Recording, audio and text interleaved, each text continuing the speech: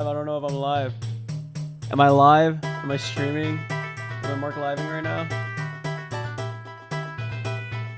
Am I streaming? Am I live? I'm so confused. He's late. What's up, Phantom? Are we streaming? Are we live?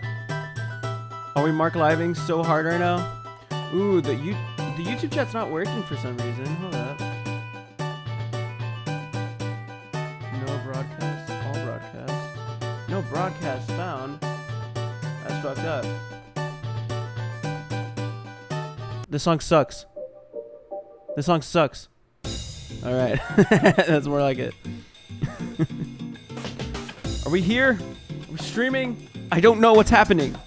I'm so confused. I'm so confuckled. I'm announcing it. I apparently got like a plugin that like, what's up Boo, what's up Swimming, what's up Knife Lover, what's up J Metro Cole, what's up Phantom, what's up guys, what's up Jordan, what's up guys, hi. Oh, now it's working! It's working! Hi, you guys can see yourselves now! Okay. Okay, so right when all this shit moves up, maybe it'll look better. Or hold up, maybe let me change some shit. I'm sorry, this is gonna be a little bit it's not gonna be a boring stream, it's gonna be a normal stream, but I do need to fix some things to make things look normal. What's up, Epicness? What's up, Fruit Flies? Why is chat weird? Are you Twitch stream to now? We're streaming on both platforms, so it's both on Twitch and both on YouTube. Isn't that cool? What's up, Cosmic? It's marking time. Marc as he marks all over the place. I'm marking so hard. I just started freshman year. Yo, that's hype! Congrats, man! What if I made you smaller? What if I made you smaller? Marc taking it from both ends. Don't say that. That's messed up.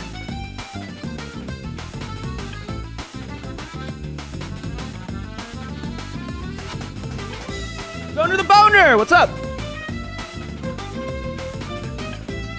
This is such a... This is so crazy. Chat freaker than ever. Also, I may have been blasting today at school 3 cheers. That's hype. That's hype. Marc, I have said much worse things here. I'm aware. I haven't listened to 3 cheers in a fat minute. I'm so sorry to say that. Ow! Meow. But does it look good? It looks good on YouTube. It looks good on Twitch. I don't know how many of you guys are on Twitch. It's just one. I think it's just Edby. On Twitch you are, don't worry. Edby is on Twitch. Edby, I'm going to mod you on Twitch.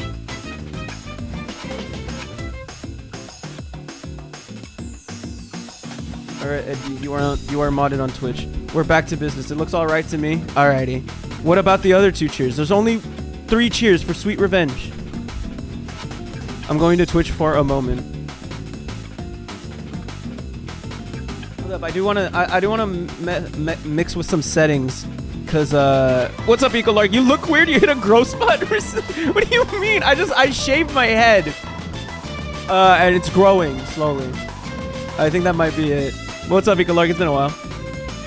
I want to change it so that the mentions you doesn't look as doesn't pop out as much.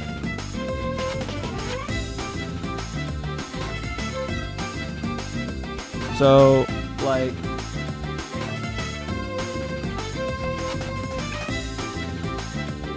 does something like that work? 180.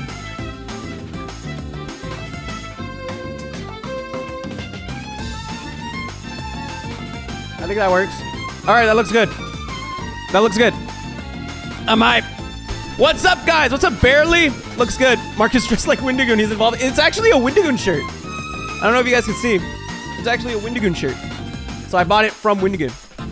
What's up, guys? You look like a young middle-aged man, if you know what I mean. Dude, for the first time ever, I got a comment from somebody saying that I looked younger than 20 on my life update video. For the first time ever, I've been told that I look younger than 20. And that's so crazy. Most of the time, I've been told I either look my age or I look like 25. Marc's hair looks spiked. How a Mexican first grader gets his hair spiked by his dad. You can't blame me. It's barely growing, so it's all spiky right now, man. Good job. Okay, I'm just updating you. I'm sorry, I won't upgrade. I won't update you. Mark looks like a Texan Wendigo, and I'll take it. Yo, so I'm so sorry for the lack of streams over the past like week or so. I basically like took a whole fucking week off, and that sucks. And I'm very sorry for that. But I built a new PC. I built a PC for the first time, like ever. I've never built a PC before. We're finally off the Alienware. We're finally off the built-in Alienware PC. So now we're just like, now we're on like my own device. I have like a bunch of, I got like an i9. I got like an Intel i9 processor. I didn't cheap. I didn't go crazy on the graphics card. I got a 3060, but I'm upgrading from like a 1070. So like on my old one, it was a 1070. Now we're on a 3060, which is massive upgrade. Did you start college, Mark? Yeah, I started last week. I'm doing all right though. I'm practicing guitar while hearing you talk about illegal Alienware. Alienware. My PC is actually over here. If I can...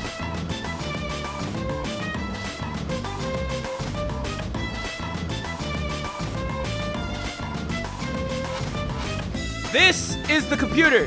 This was the Alienware that I used like this whole time. So your PC has papers now. That's not what that means. It doesn't mean that it's like an illegal alien. It is just it's an Alienware. It is a Dell computer. It's the Epic Gaming Dell computer brand, whatever. And this is a computer that I used to use.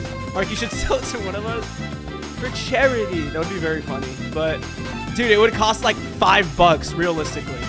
I mean, to be fair, it's all right if you do like small things. Like if you are to do like low tier stuff, low to mid tier shit. Like if you're like low tier gaming, like you're playing like shit like Undertale. I mean, it ran Dead by Daylight pretty fairly. I think the only things that like it has trouble with is like, especially like high end tier shit, and like the processor's pretty dated. It's an i7.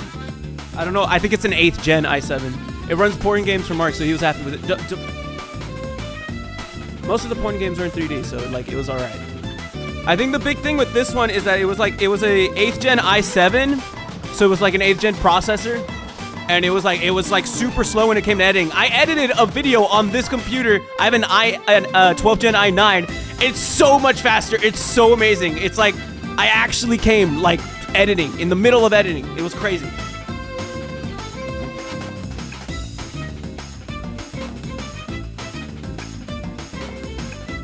But yeah, new Chris video probably tomorrow, more than likely. You love to see it. I'm so hyped. I'm so happy and so excited about it.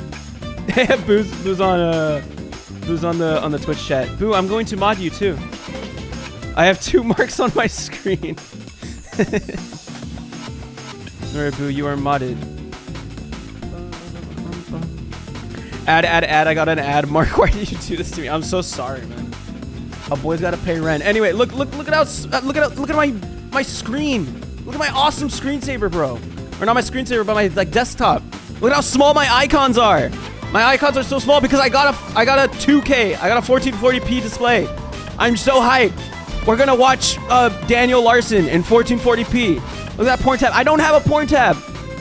Nothing is open. I'm so hyped though, because I have like I have one monitor for like if I want to search something up without showing it on like chat. One entire monitor for chat and like what's it called, like the streaming shit. So it's like everything's gonna be like so much like nicer. I gotta get used to it. So much faster. It's so awesome. Can't wait to see the RAM being used up. I have 32 gigabytes of RAM actually. Hold up. I don't know what sensitive shit shows up. So I'm gonna switch out. But my memories are actually all right. I'll show y'all. My memory's all right. I'm just using 50% right now. I'm awesome. I'm doing great. I'm doing amazing on all aspects. And let me show you the memory. We're only using 15. Mark can be doing whatever on that other monitor. I actually have porn pulled up on the other monitor. And I'll just like show it on, just so like if I ever accidentally show it, I like the thrill of just having it up. Ooh, and my graphics card is going at 70% right now. That's pretty tough, right? That's a bit, right? I should be a little concerned, no? No, you made your PC. You must use 100% of all of it. What's up, Shock Lobster? Hey, I didn't say it this time. Real talk, low-cal content gets sadder than the regular insanity. That is Christian. Yeah, we already got into Daniel Larson a couple streams back. So we're like, I think we're barely entering part 2 of the doc. If I can pull it up, if I can look for it. We're barely entering part 2 of the Kusari doc. And hopefully we finish that instead of like ending halfway, because it is what's it called? Only an hour and 57 minutes right here. So looking for it. Look at how bigger everything looks because it's 1440p. I'm so happy. What's up, Jornbin? I want to put Larson in a dog fighting ring. All right, so like a quick little recap of what happened in the first episode. I think it was that like he just ran. Well, how did it end? Hold up. I need a little update. I need to update myself. How was chapter 17 ended? Did he get like Daniel disappears and he was arrested? That's how it ended. And that he was like being taken to like psychiatric facilities or some shit. It's weird seeing you not in 4 FPS. Wait, what? This is news to me. Where's the prior streams always 4 FPS? Well, I'm happy for you, Mark. Building a PC is fun, and now it's legal. US. It's not. It was never illegal. Look, let me show you guys the pictures of the PC. Oh my god, I have to like tell you guys something real quick, bro. So, my my computer case, I was in the middle of building it. Ooh. I was in the middle of building this computer. I was just waiting on the computer case. The computer case was like I got all the parts a day before, and I got the computer case. I was meant to get the computer case the day after, so I just built like the motherboard and everything, right? But the following day, I got a USPS notification that it was delivered, but it actually wasn't delivered. So I had to like send a message to like Amazon. I had to call Amazon, telling them like, hey, yo, I didn't get my shit, and they like refunded me on the computer case, but I couldn't wait. I immediately ran to like the nearest Best Buy and bought a computer case. This was not the computer case that I ordered on Amazon. I went to Amazon to buy one. But the following day, which was yesterday, we got the package. We got the computer case. So now I have 2 computer cases. The computer case that is being used right here. And let me show you.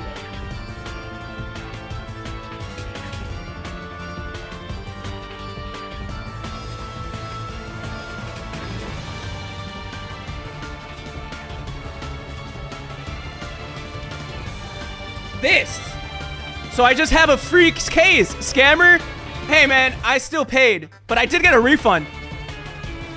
So I'm technically at 0 since I paid the money from the refund to Best Buy.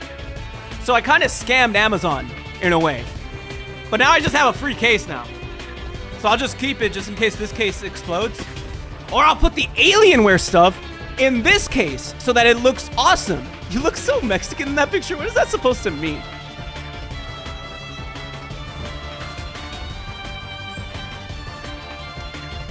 But yeah, so now I just have a cool case. But it's so shitty because like they said delivered the day before and then they actually delivered the day after. So it's so weird. I technically did scam the system. I got a free case. Allegedly, of course. It's okay. That's the best way to go about it. I wonder if he'll have the heart to scam again. I won't. I scammed the big corpse, boys. But yeah, that's the computer. This is how it looks on the inside. It looks so awesome. It's got a 3060. Another ad. Why you got my Mark? I'm so sorry. YouTube does that. Gotta pay rent. And yeah, as liquid cooling, it's so awesome. I'm so excited. I'm so happy. Like I built this with my bare hands in a cave with a box of scraps. I'm just so happy. I'm just so happy that I did that. Did I show you guys a picture of how it looks in the end? No, I didn't. I can maybe like I have a picture on my phone and how it looks. I can maybe try to show you guys how it looks. It's like right next to me, but I don't want to move the camera.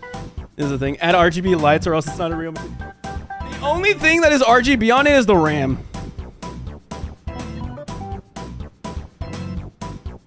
Look, this is how it looks. This is my setup right now.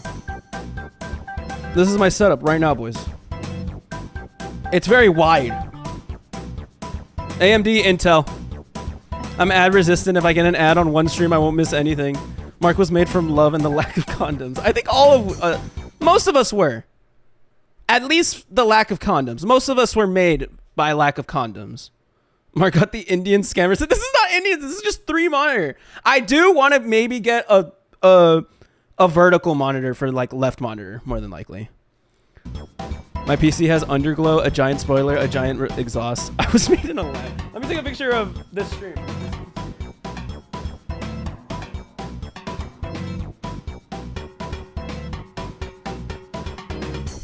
I don't know if you guys can see that, but like, that is just my RAM, and that's like the only RGB on it. I was made on taco night.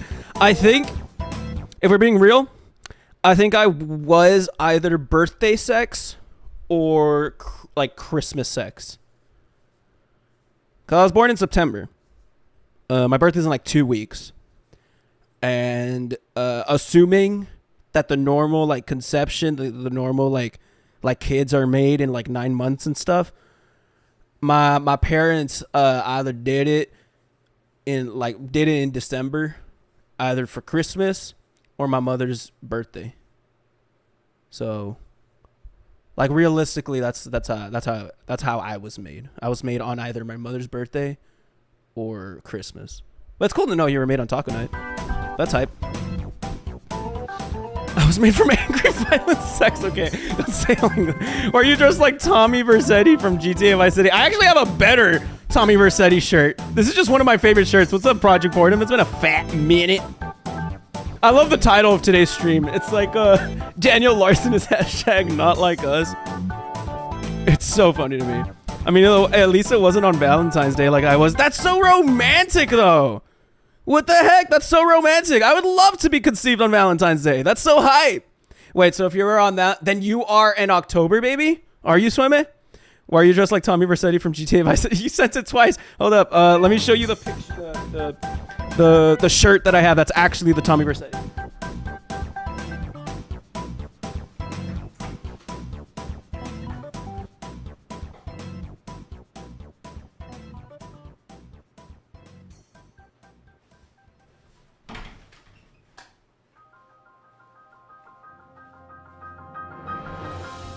This is the Tommy Vercetti shirt, bro.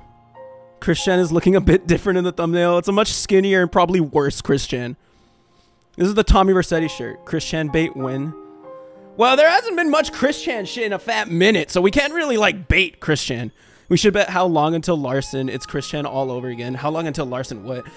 The thing that is most insane to me, right, is the fact that like this doc ends at like 2021 or some shit. Like this doc ends at like 2021, 2022. I don't know when exactly. Hold up. No, it ends in 2023. And there are like 5 more parts. 2, 3, 4. And it's 3 hours. 4, 5, 6, 7. 7 more hours of content in here from part 2, part 3, part 4. And this ended in 2023. So in just a year, this much content was produced. Like 7 hours of this guy's documented life. Like that's insane.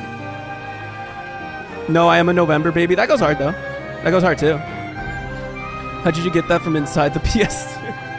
I built it with my own hands. Realistically, the story behind this shirt is actually really funny. When we were in our old house, I was in my old house with my family. I was just looking outside one day and we saw this shirt just in our front lawn. And we just picked it up. We're like, this shit goes hard. This shirt kind of goes hard. And we're like, it was really dirty. We washed it and I still use it. It's like an extra large. It's not cursed. It's a nice shirt. I like it. And it's conveniently, comically, the Tommy Vercetti shirt from GTA. Literally, like the shirt just fell from the heavens and just landed. Is anyone else really surprised how no one jumped Christian or Daniel Larson in public? Obviously, you wouldn't, since that would get you in big trouble. Well, I don't know about Daniel Larson. There have been a lot more physical altercations with Daniel Larson than there have been with Christian. Marc, we can't see chat when you go to YouTube. What? You can't see chat when you go to YouTube. What do you mean by that? You can't see chat on YouTube? Like on the stream, but you can see it on like right here. Can you? When you go to YouTube? Larson gets jumped a lot. Yeah, Larson has a lot of like physical altercations. Who is leaving you shirt? I don't know. It fell from the heavens. I'm a May baby. I'm a September baby. My birthday's in 2 weeks. I'm going to drink and drive. I'm turning 20. I can't drink and drive yet legally. So like give me a year when you switch scenes. Oh, okay. That's what you mean. Yeah, I need to set that up actually. You're so right. Does that look good? Does that look good? You guys like that? You guys happy with that? I think that looks good. Marcus Tunic lore. When you go to YouTube tab, there's no chat on stream. Thank you for... Yeah, I forgot that. I was born on the February of the 15th. All right, so go back 9 months, and that's when your parents had sex.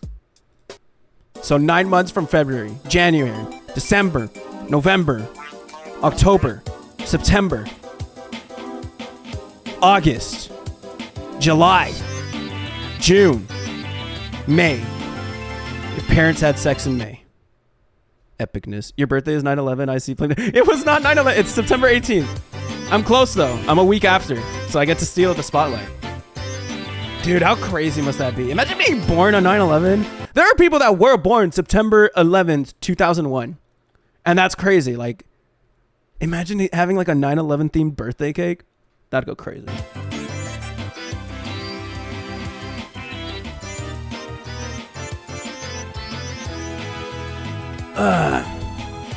Mark, you have the same birthday as a VTuber, is that right? My dad's birthday is 9/11. Okay, well, I doubt it was September 11th, 2001. Probably September 11th, another year, much longer year, but probably not 2001, I'd like to imagine.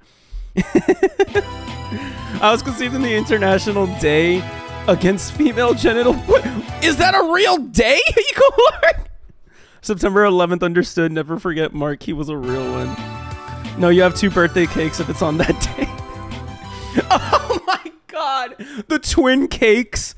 One cake, one other cake, and that's that. No, he's old as hell, but he was born on the fateful day. Mark really got that brand I can't say. Water bottle. Blanquita. It's a Mexican brand. I don't know. My dad brings it, and I just steal it and refill it. That's pretty much how it works for me. February 6th, my birthday is July 6th. Your birthday is July 6th. So you were conceived when... Is it spicy water? Just because it's Mexican does not make it spicy. It's regular water. It's very refreshing.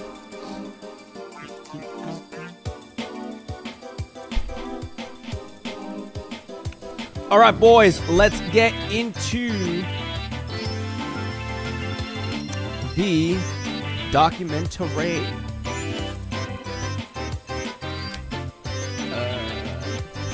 Mark, what is the best water bottle brand? I don't really have a preference, but I really like the bigger bottles.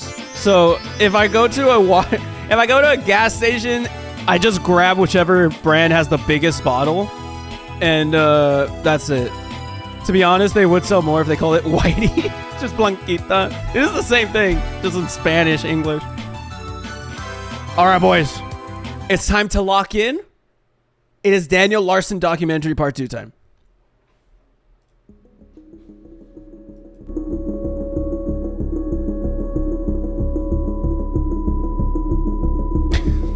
Mark, why are you growing your hair back as the mafia boss type style? I want to cut the sides. Okay? It's just growing spiky because that's how hair grows. Hair grows spiky. Are you guys seeing where I'm getting at? Yeah, I see you. Mark has 2 towers in his house. No. My balls already. Me too, man. For those of you who are subscribed to my channel, the name Daniel Larson is likely familiar to you. His story is a harsh one, delving into the dark intersection of social media and mental illness. It's a narrative that traces the transformation of an innocent child into a monstrous figure, stripped of everything and everyone. I previously covered Daniel's life in a comprehensive documentary on my channel, which not only became my most popular video by a wide margin, but also stands as one of the most thorough accounts of his tumultuous journey available on the internet. internet. A slight self-glaze. I respect it. Initially, I It hesitated looks like an ancient being. Real. to create a direct sequel to my original Daniel video for various reasons. I wanted to wait for the right moment to revisit his timeline and pick up where I left off. However, in the mere 3 months since the release of my documentary, a whirlwind of events has unfolded in Daniel's Just life. 3 months? Wait, how much far is this one from the first one? March 14th? Oh, wow! So he created 2 hours of content in just 3 months of his first part coming out. Holy crap. So March, and then pop this shit on July. That's so insane. That is some insane work ethic. I gotta respect that.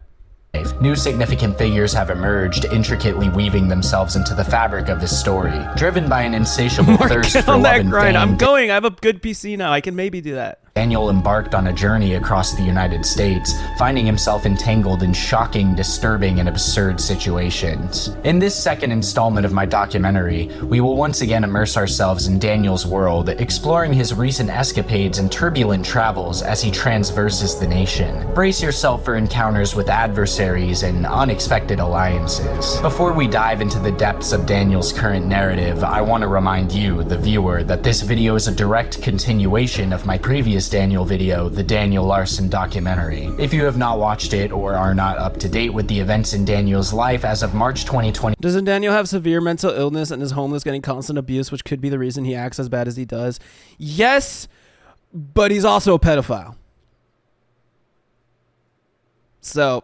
I highly recommend you watch it to familiarize yourself with the context. Many of the events in this video require a solid understanding of the preceding events, so it's essential to catch up before delving into this installment. Furthermore, I must provide a warning. The contents of this documentary will contain extremely sensitive and disturbing material. If you are sensitive to any of the listed topics displayed on the screen, this video, along with my previous one, may not be suitable for you. Viewer discretion is advised. With that being said, I am Kusari, and welcome to the Daniel Larson documentary, part 2. this shit's so hype.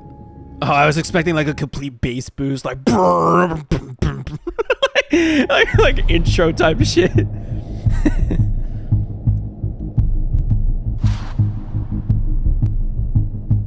Daniel is missing.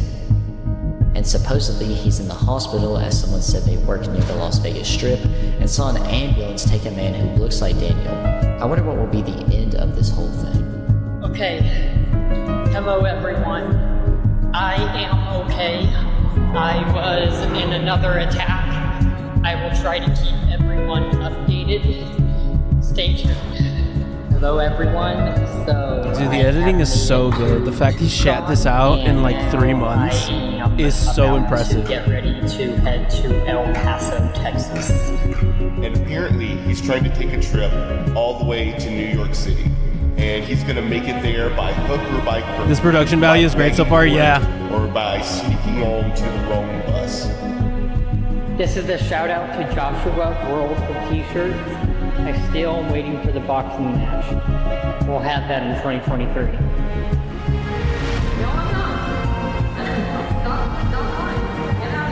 Oh my god, I hate that. I hate that angle when of people like recording altercations like that. Like, see, usually you see from this camera. Usually you're seeing it from this angle. Now, like having it recorded back at them and seeing like how stupid they look recording like the fucking. Like, can you imagine if you had this angle when he was like screaming at the guy for not letting him use the charger, the charging port, and like of his own home? Can you imagine that? I'm not fucking desperate. You guys take that seriously. It's so embarrassing. I can make it anywhere. Unlike Daniel, he made it 10 hours and then he got punched in the nose here. I'm the captain of the ship. I run New York. I run the city. Going into the police department that you guys are not cooperating. So call fucking dispatch. Call fucking dispatch. World of T-shirts is weird. World of T-shirts sounds like a local just like t-shirt shop. It sounds like a shop that I'll find like at the local fucking like the local tiendita like type thing. World of T-shirts is clowning on you. Are they like a big social thing? It sounds like a fucking what's that store that like has like a bunch of like alt shit that's like always in malls and shit? It sounds like a Journeys. Or like type of thing. He's a locale. Okay, so they're a person. World of T-shirt. It sounds like a store, bro.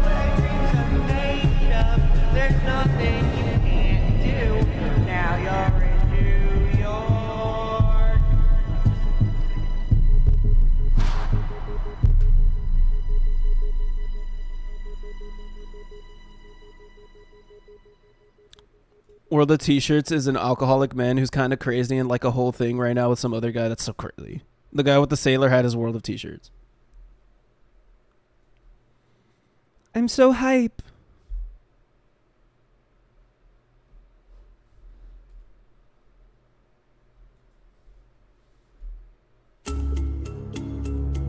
Chapter 18.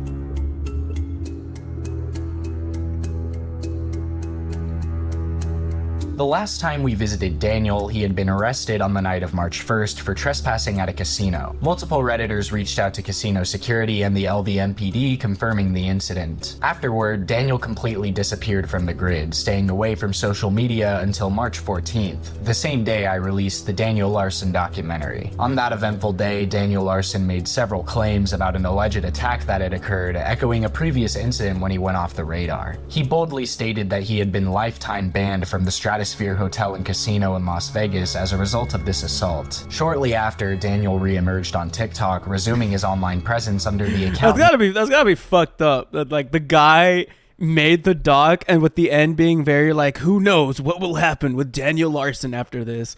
Like he made part 1 of the documentary, and like the ending of it was like, who knows? Will he get the help? Will he emerge back? Will he be arrested forever? Who knows? And then the very next day after he releases his 2-hour doc, the guy comes back and is like back to like schizo posting. That's gotta feel crazy. Named Daniel Larson NYC. He opened up to his followers, sharing that he had spent time at a mental health hospital in Las Vegas while seeking treatment and support. Meanwhile, on my YouTube channel, I unveiled the Daniel Larson documentary. This 2.5-hour long video delved deep into the life and history of Daniel Larson. In the lead up to its release, the documentary was promoted on the Daniel Larson subreddits, generating a considerable amount of anticipation. Within just one day, the documentary garnered 1.1k views, and since then, it has amassed nearly 600,000 views as of July 2023, solidifying its status as one of the most watched videos about Daniel on YouTube. While the documentary generally received positive feedback, one commenter stood out for expressing a more critical perspective. Ox, known as Ivan, voiced concerns about the video's lack of context regarding significant events, such as the nuke prank livestream and the December 10th incident. Ox disputed the claim made in the documentary that Daniel broke a TV after the nuke prank, clarifying instead that Daniel had a meltdown later that night, resulting in damage to a TV, which Daniel supposedly... That bro wants to be Geno Samuel so bad. The Geno Samuel stuff glazed go hard, but now he's like, this man's glazing himself on part 2. That's insane. Reimbursed, which, to be honest, just kind of sounds like a very I respect it though. It is saying, very yeah, well Daniel like, broke a TV, edited but you know, at least he covered it. But that's besides the point. Within the comments section, Ox passionately defended himself against accusations and provided additional details surrounding the December 10th incident. He revealed that on that fateful day, Daniel and Bob engaged in a relentless prank war with trolls, even resorting to using spoofed phone numbers. As tensions escalated, trolls decided to take their pranks a step further by spoofing the hotel's number and bombarding Daniel with threatening calls. This triggered a massive freakout from Daniel. Ox emphasized that Bob had already been on edge due to receiving death threats from Daniel's core trolls throughout the month. Frustrated and genuinely concerned for their safety, Bob insisted that Daniel leave, ultimately leading to the sequence of events that followed. Ox's comments shed light on the intricate dynamics and the series of events that unfolded during these tumultuous times. They added a new layer of understanding to the narrative, providing the audience with further context and revealing the extent of the challenges and pressures faced by both Daniel and those who were intertwined in his life. Following his discharge from the Sunrise Medical Center, Daniel shared his experiences there on March 15th. He claimed that the medical staff informed him that he was not mentally ill enough to be held permanently in a mental health facility. That's crazy. That's crazy. Hey, welcome to the stream, Emo Potato. How are you doing, man? That's correct. Not mentally ill enough to be held in a mental health facility. Have you seen this man's like internet usage? It's like pedophile check, believes they're famous and like a complete celebrity and that everyone loves it, check. Believes they're signed to Interscope Records, checked. Like like a bunch of other shit. It's like not mentally ill enough. Yeah, you can go wander the streets. Go ahead, man. Like, that's so crazy, bro. Furthermore, yeah, extremely violent. It's like stalker, like victim complex. Like, it's like he checks all of them. He checks all of the mentally ill like checklist. What do they mean? Sunrise, man. That's crazy. That his doctor had labeled his diagnosis as unknown psychosis. These revelations shed light on the complexities surrounding Daniel's mental health and the hurdles he encountered in receiving appropriate care. The next day, Daniel uploaded a video revealing physical pain. Concerned, a stranger approached him, inquiring about his well-being. Daniel attributed his injury to accidentally walking into an object, although he never explicitly confirmed what that object was. Later in the video, he turned the camera around, showcasing a metal railing in front of him. It is plausible that this was the object he collided with, although the exact circumstances remain unclear. This is such an insane document.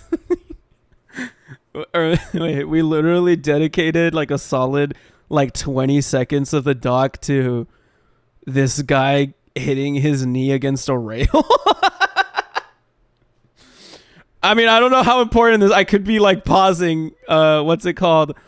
Prematurely. How important is that? He walked into a railing and cried about it. Okay. These events, Daniel posted a fabricated screenshot of his bank account balance on the 16th, displaying an astonishing figure of negative $755,000. After building my This PC. provocative image further heightened curiosity around Daniel's financial situation, leaving many questioning the authenticity of his claims. Additionally, Daniel faced an unexpected setback during one of his live streams. While seeking refuge at the Tropicana Hotel to charge his phone, Hello, Mark. Been a while. Off topic. My cousin gifted me all her old emo bracelets, necklaces, and wallet change. And of course, one of them was MCR. I thought the emo in me died. Are you going to keep it? Are you going to love it, man?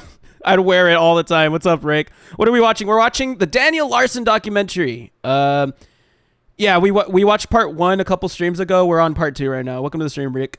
How do you even get that much debt, bruh? And negative 700,000 is crazy. But me as fuck when I bought my PC.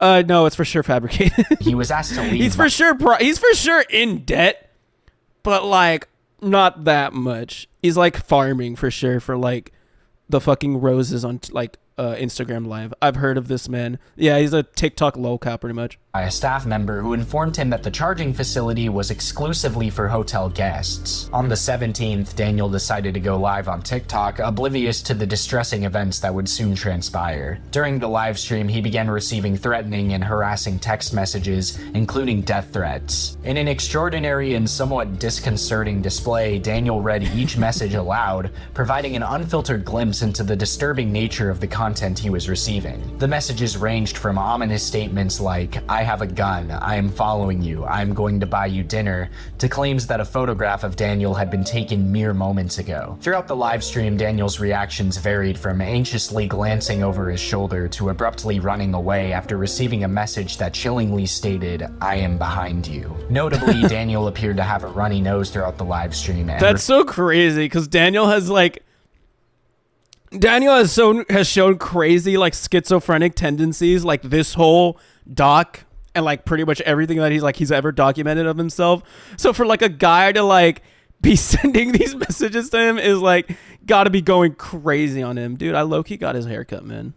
repeatedly attempted to address it by licking away the mucus. As a consequence of this distressing incident, Daniel's live privileges on TikTok were revoked for a week. It seemed that his decision to read the inappropriate messages aloud was what resulted in this suspension. Concluding the live stream, Daniel made it clear in a TikTok video that he did not possess a phone number at the moment and was solely relying on his iPad Touch for communication. This revelation underscored the limitations he faced during this period. Continuing on his journey, Daniel shared multiple TikTok videos the following day documenting his bus travels. These visuals served as tangible proof of his earlier claim that he had purchased a bus ticket and was en route to his next destination. The footage captured Marc is Larson's successful son. Don't say that. He's only like 5 years older than me, which is crazy. If you don't know his age, this man is 25 years old.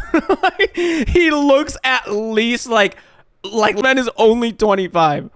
moments of his departure from Las Like, Vegas, the crow's feet is symbolizing a insane. significant shift in the ongoing narrative. He's my Throughout sister's the day, age. Daniel diligently kept his followers updated throughout the community section of his YouTube page. Responding to a comment inquiring about his future plans, he revealed that he would be staying in Phoenix, Welcome to the stream, Arizona Rosie. for a few hours before heading to his next destination, New Orleans. Looking ahead, Daniel disclosed on the community section of his YouTube page that his next move would involve taking a bus to Tucson, Arizona. The unfolding events continued to captivate the attention of his audience, who remained eager to witness the next phase of Daniel's ongoing journey.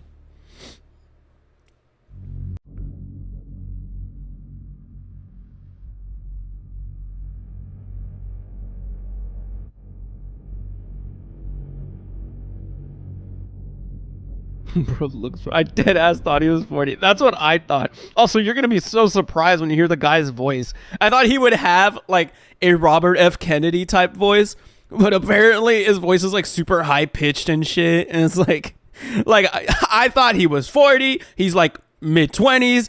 I thought his voice would be like. He has a very high pitched voice. It's like he literally is like the opposite of what he is. It's great. This man is a cartoon character.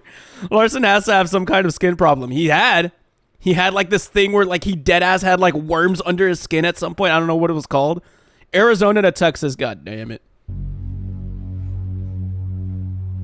SpongeBob. After embarking on a bus journey from Las Vegas, Nevada, Daniel Larson reached Phoenix, Arizona on the 18th of March. In his first video following his arrival, Daniel expressed gratitude to his viewers by giving Cash App shoutouts to those who had donated to him. Throughout the day, he continued to upload videos acknowledging donations, including one where he thanked a contributor named Ariana Grande for a generous $70 donation. Alongside these shoutouts, Daniel showcased his creative side through a series of rap videos that reflected his new surroundings. His lyrics contained whimsical references such as, "I stand up here next to the Sphinx," and "I can't wait to taste the cat in the witch's brew." Yeah, I'm in Phoenix, Arizona, bro. You know my name. These are bars. This is fire. Up here next to the Sphinx. Yeah, that stinks. But you know, when I am king, I'm gonna be standing. Yeah, I'm the monkey. I'm the Sphinx. Yeah, it stinks when I'm standing up here next to the Sphinx. But yeah, I am the king. You know my name. It's Daniel motherfucking Larson. Ooh! I'm holding my broomstick. And I'm standing next to the witch. In another video, he revealed that he had decided to stop taking Latuda, a medication commonly prescribed for schizophrenia, citing blurred speech and increased confusion as the reasons behind his choice. In a subsequent video, Daniel expressed his need for an additional $20 before he could proceed to Tucson, Arizona. Later in the day, he posted another video where he appeared to be inside a train, monorail, or subway, although he did not clarify the mode of transportation or its destination. The footage indicated nighttime surroundings, suggesting he was still in Phoenix, Arizona at the time. Simultaneously, Daniel updated his YouTube community tab at Daniel Larson NYC, sharing that he had just booked a bus ticket to Tucson for the following morning. In response to a comment questioning his plans in Tucson, he simply stated transfer. Another comment suggested he had initially planned to go to New York, to which Daniel replied, "I am." In a subsequent community post, he announced that after Tucson, his next stop would be Houston, Texas. Oh, goodness. On March 19th, Daniel arrived in Tucson, Arizona, having taken a bus from Phoenix earlier that morning. Similar to his brief stay in Phoenix, he had no intention of remaining in Tucson for long and indicated that he would. I wish I had the what's it called, I don't have my Stream Deck set up. It's just like the most default shit, like right here. If I had like the I would be playing that right now. Traveling onward to El Paso, Texas. As the day progressed, he uploaded Don't a worry, series Marc, of you can videos take 'em indulging on. in cookies and cream ice cream, playfully endorsing its delectable taste. In one video, he exclaimed, "These are amazing. If you haven't tried them, you should." Another video showcased him smeared with white ice cream Me across as his fuck. lips and face, prompting him to Looking humorously right here. remark, It's my cat. It's Molly.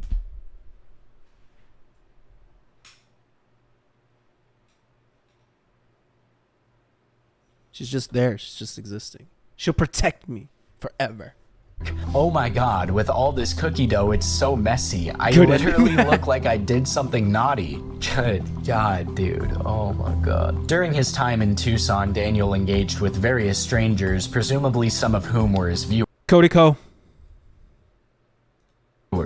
He captured these interactions through numerous selfies showcasing the connections he was building. Just a few hours after posting the first selfie with these individuals, Daniel shared a video in which he joyfully danced alongside 5 young men, seemingly fans of his. Several strangers also approached Daniel and gifted him items, seemingly out of kindness alone. While the acts of generosity were not recorded, Daniel featured the conversations he had with these strangers, discussing his needs regarding food and toiletries. Although the specific purchases were not shown, it can be inferred that they took place off camera. Notably, an anonymous fan even gifted Daniel a tent, which he proceeded to carry with him. March 21st saw Daniel posting a video of himself walking alongside a road, offering updates on recent events. In the video, he disclosed, "I'm currently in Arizona, in a small town. Can't say the name of the town, mainly for safety. I was going to go to El Paso, but I'm going to have to cancel that. Yesterday, I was receiving death threats over going to El Paso, so I'm not going to El Paso until I can get security." While Daniel Until I chose can not to get security. Shows up with like the Jack Doherty like security people just walking over people and shit. Imagine Daniel Larson went that route. disclose the town's name, observant users on the subreddit were able to identify his location based on a previous video in which he visited a veterans memorial. Using Google Maps, subreddit members determined that the memorial was situated in Benson, Arizona, approximately 50 miles southeast of Tucson. Daniel proceeded to upload more videos as he strolled through Benson. However, due to windy conditions, the audio quality was compromised, making it challenging to grasp all the details he shared. On the early morning of March 22nd, Daniel Larson found himself in a parking garage, realizing that he had boarded the wrong bus. Instead of reaching his intended destination of Roswell, New Mexico, he ended up in El Paso, Texas. What are the fucking odds? Just fucking like trying to avoid El Paso like at all costs, and like you end up taking the wrong bus to end up in El Paso. That's funny as hell. His original destination. In a video he posted, Daniel shared the details of this unexpected turn of events with his viewers. During his time in El Paso, one noteworthy incident involved an individual referred to by Daniel as C. Daniel took to his YouTube community page to express concerns about this person, who he claimed was threatening him. He posted cryptic messages like, "C, stop texting me," and "C, stop messaging me or I will fix you and your family on TikTok to the FBI and tell the fans Yo, to welcome to press the stream, charges." Sambuccious. Jesus Christ. The identity of C remained a mystery, with Daniel only referring to them as a troll when asked in a comment. Another incident took place while Daniel was inside a restaurant in El Paso. Initially, he appeared to be in good spirits, thanking his donors and announcing his upcoming music album. However, Me as he fuck. suddenly posted a video stating that he was dealing with the police. According to Daniel, someone had called the police to the restaurant, an act he attributed Daniel Larson versus Christian win. Christian has the weight advantage. It'd be raps. Christian would get him in like a headlock. It's raps. It's done. It's done. Christian.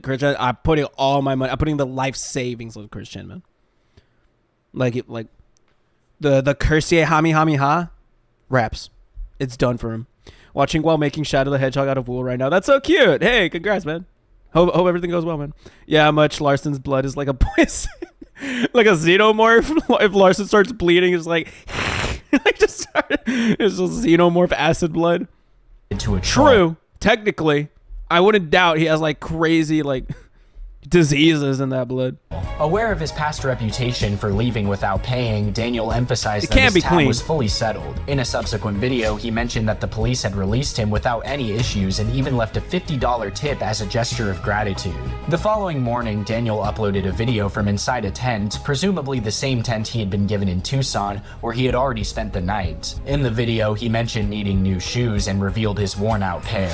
Later, he posted another video capturing his boarding of a bus. On March 23rd, Daniel was spotted in downtown San Jacinto Plaza Park near a JP Morgan Chase Bank in El Paso, Texas. He was seen making his way to the nearest bus station around 12:30 p.m. MST. From there, he boarded a bus to Big Spring, Texas. Upon reaching Big Spring on March 24th, Daniel claimed to have lost his debit card early in the day. He spent the rest of the day searching for it. On March 25th, Daniel uploaded a video announcing that he had found his debit card but discovered it was no longer working.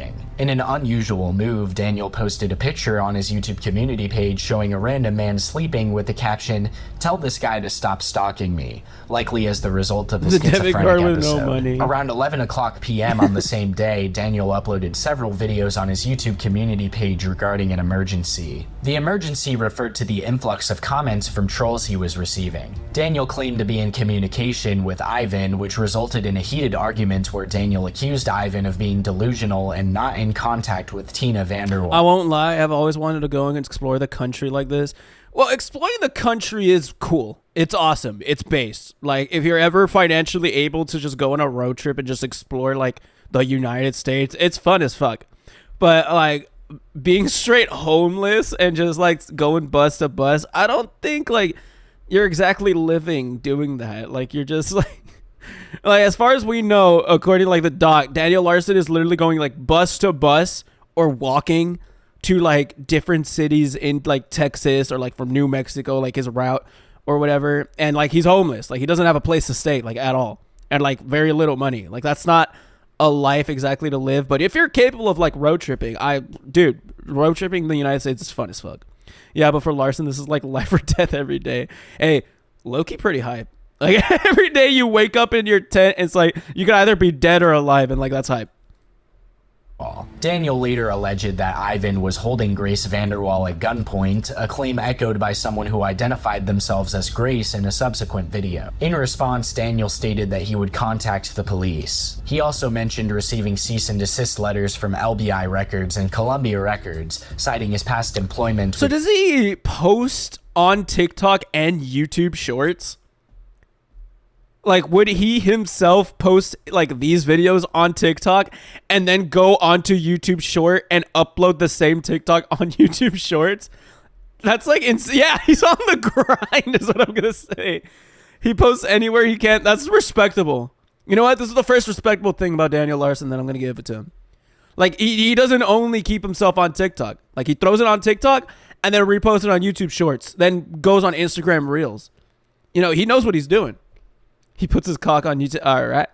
These companies. Over the course of an hour, Daniel posted 47 videos discussing the above events, including his association with Grace and Tina Vanderwall, the status of a restraining order filed against him, and his alleged termination by an unknown employer. On March 26th, Daniel posted multiple videos showcasing his breakfast, which consisted of nacho cheese chips and an energy drink. He also claimed that donations from Gus Fring did not go through. In an update on his YouTube community page, Daniel mentioned being caught up in another crisis. He described communicating with Grace, who allegedly tried to force him to disclose his social media passwords and eventually resorted to threatening physical violence. In a YouTube community comment, Daniel stated that his debit card was working again, but noted a discrepancy of around $60 in his bank account. He later announced his plan to go out for lunch and shared multiple videos of a dog, expressing concern that it might attack him. Out of paranoia, Daniel declared that he would fucking murder that dog if it attempted to bite him. He further uploaded a video featuring a company car, inadvertently revealing his location to fans. Feeling that his location had been compromised again, Daniel announced that he would not stay there much longer. Shortly after, Daniel uploaded a video with someone off camera holding a phone. The video captured a phone conversation with a person claiming to be from MGM security who had allegedly kicked Daniel out. Daniel inquired about the reason for his removal, to which the supposed security figure accused him of having scabies, being a pedophile, and having an interest in children. Which are all true. Which are all true, as we've seen. He had scabies. I think it was cured at some point. I could be true. I could be wrong. He's a pedophile and likes shows. This is all true. Then Daniel claims that these allegations are false. He said that they were, like, he has video evidence saying straight up, I am a pedophile. Like, that's so crazy how, like, he's still, I find that so insane. Like, how he's still walking amongst, like, us. Like, he's a homeless guy. He's just walking freely in the country. And he straight up said, like, publicly in video form, yeah, I'm a pedophile. Like, he's super open about it. Speaking of pedophiles, Dr. Disrespect is back. And if you guys want, we can look into that, like, after this. Vehemently denied these allegations, stating that legal action had been taken and that his social media accounts were hacked in 2021. He claimed to have won a court case related to the matter. The caller then requested a $10 donation from Daniel, but he explained that his management handled his finances. When asked if he would take a picture for $5, Daniel declined. The video abruptly transitioned to Daniel sprinting towards the restaurant's front door, where he filmed a red pickup truck, the same vehicle the person on the phone had allegedly entered. 4 hours later, Daniel uploaded I just saw, like, they just gave us, like, a ram jump scare for no fucking reason. I was just like, whoa. another video claiming to have taken a bus and arrived in Wichita, Kansas. However, this claim was impossible since the journey from Big Spring to Wichita takes around 17 hours. Later that day, Daniel made numerous posts on TikTok and YouTube alleging that he had been stalked by a white pickup truck for several hours. In the videos, Walmart signs were visible in the background. Daniel also mentioned that some of his fans were calling the Big Spring Walmart to have him expelled. Additionally, he claimed that an unknown fan was waiting outside with a gun. Daniel decided to document his adventures in the big city by going live on TikTok. He started the live stream by hiding behind a shopping cart in a Walmart parking lot, claiming that the white pickup truck was waiting for him. He informed the viewers that he had notified the store security about the situation. According to Daniel, the truck's owner had strategically parked to maintain a clear view of the parking lot. He also recounted an incident before the live stream where he tried to leave the store but felt that the white pickup truck was following him, prompting him to return inside. During the live stream, an employee confirmed that they had checked the parking lot and found no sign of a white pickup truck. Daniel then left the store and showed the empty parking lot as quote-unquote evidence. Although the white pickup truck was nowhere to be seen, a black pickup truck drove past Daniel and parked in front of the store, raising his suspicions. Fueled by paranoia, Daniel took cover behind a vending machine. Eventually, he decided to escape a nearby gas station and sprinted across the parking lot, claiming that a white car was trying to catch up to him. Seeking safety, Daniel entered the gas station and asked the cashier to call the police, explaining that he was being stalked and receiving death threats through the livestream chat. Another employee offered to make the call on his behalf. And yet he continues live streaming? What? They waited the arrival of police. Daniel shared details of his internet fame and discussed his alleged stalkers. When he described the vehicles involved, he and the cashier all the pickup trucks are out. All the deadbeat dads with like wife beaters are all after him. ventured outside to search for them. However, they concluded that the parking lot was clear. Daniel returned to the store and continued observing for the black pickup truck. Eventually, he claimed that the white car had returned and showed it to an employee. The employees, having already done their best to assist him, asked Daniel to leave the store, and he complied. Outside, multiple customers and employees assured him that he was safe. For the remainder of the live stream, Daniel walked along random streets, delivering motivational speeches. He spoke about his autism, family history, similarities to Donald Trump, and his fan base. What? What? So he does all this shit. He's just a complete public nuisance to this Walmart and this freaking gas station, and walks out and just starts saying motivational speeches on his live, and starts speaking about his similarities to Donald Trump. That's so crazy. You core? How is this me core? What do you mean by that? That's crazy. crazy. Daniel also acknowledged his past The Trump mistakes, part is including crazy. doxing You don't people. you don't think the just saying motivational speeches to yourself is not and mentioned Daniel also acknowledged his past mistakes, including doxing people, and mentioned the Pinterest board incident, insisting that he had been hacked. Throughout his monologue, Daniel trespassed on the Edge's properties, prompting a dog to bark at him in one instance. Startled, Daniel yelled at the dog and quickly crossed the street, narrowly avoiding being hit by a car. During the live stream, Daniel sporadically started running, claiming to have seen or heard something suspicious each time. At one point, he entered a Whataburger and asked if he could use an outlet to call an Uber. Shortly after, he abruptly ended the live stream. The live stream was subsequently uploaded. He asked the Whataburger for an outlet to call an Uber while holding a phone in which he is live streaming off of. He asked the nearest Whataburger, which is just a restaurant, if he could call an Uber through them while holding a fucking phone and live stream. This is so insane, bro. Uploaded to YouTube by a user named AcidGat. On the night of March 27th, around 1 a.m., Daniel went live on TikTok once again, documenting his journey through the city streets. Reflecting on his previous safety concerns, Daniel engaged with local business owners who assured him that the supposed gunshots he had heard were simply the sounds of passing cars and 4th of July fireworks. It took a few minutes for Daniel to realize that it was actually March and not July. Continuing his walk, Daniel remarked on the high number of police officers in the vicinity, capturing their presence as they drove by. At one point, he jogged over a bridge, adding a sense of adventure to his stream. Later, Daniel mentioned that his Uber app was not working, so he decided to walk back to the gas station he had visited earlier. As he strolled along a street, he suddenly noticed a police car executing a U-turn towards his direction. Daniel believed that the officers were specifically watching him, leading him to film their actions. Eventually, one of the officers approached Daniel, and he documented their interaction on camera. The officer informed Daniel that the police station had received multiple phone calls about him, piquing their interest. In response, Daniel eagerly shared details about his status as a celebrity on TikTok. The officer God, this shit's so cringe, bro. It's the same thing that I feel with like Chris Chan or whatever. Whenever Chris Chan has to like explain like, guys, I actually have trolls after me, and I'm actually like a really huge like internet celebrity person. That shit's always so cringe. Anytime you have to explain to a random ass guy, I'm actually like super famous, guys. Same thing with fucking Daniel Larson. I'm actually live right now. Look at the chat. They're all telling me to kill myself. This is crazy, man. It's like, oh, I'm so paranoid. Someone's gonna kill me.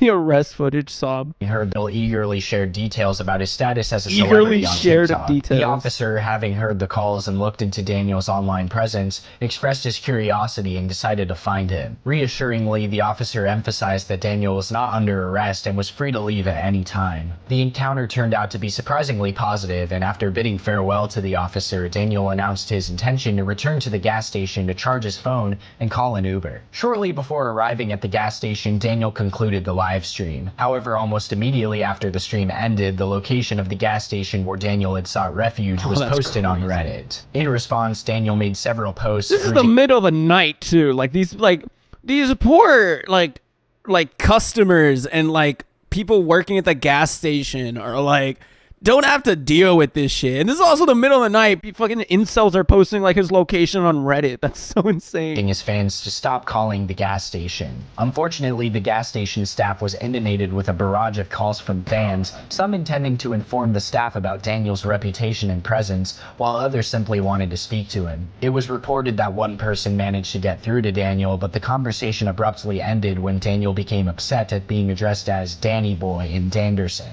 Eventually, the overwhelmed gas station employees stopped answering the phone. Later that same day, an account claiming to be Tina Vanderwall left multiple comments on Daniel's YouTube community page, triggering a breakdown for him. In an attempt to regain control, Daniel uploaded several videos featuring a conversation he had with a fan at a gas station. Grateful for the gesture, the fan had bought Daniel a Four Loko drink. However, this act of kindness coincided with an unfortunate turn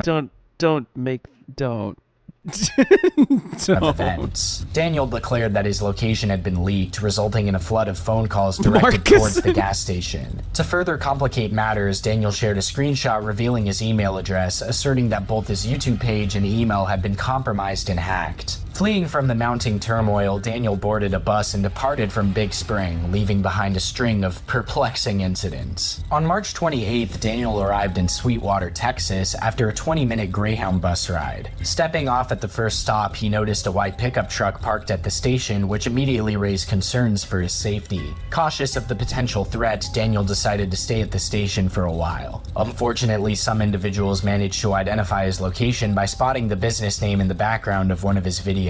These trolls went to great lengths to get Daniel kicked out, even resorting to calling the police. However, their efforts proved unsuccessful as Daniel remained undeterred. To make ends meet, he accepted an offer to mop up the bathrooms at the truck stop for $20. Later that day, in a TikTok upload, Daniel excitedly announced a collaboration with Playboi Carti, a well-known rapper from Atlanta. With his plans set, Daniel left Sweetwater in the evening and headed towards San Antonio. Remember when you see close-ups of Daniel's face like that he's barely older than Marc in these shots? One thing that I have to tell you guys that I think is so crazy, I noticed while setting up this like face cam, I'm getting crazy wrinkles.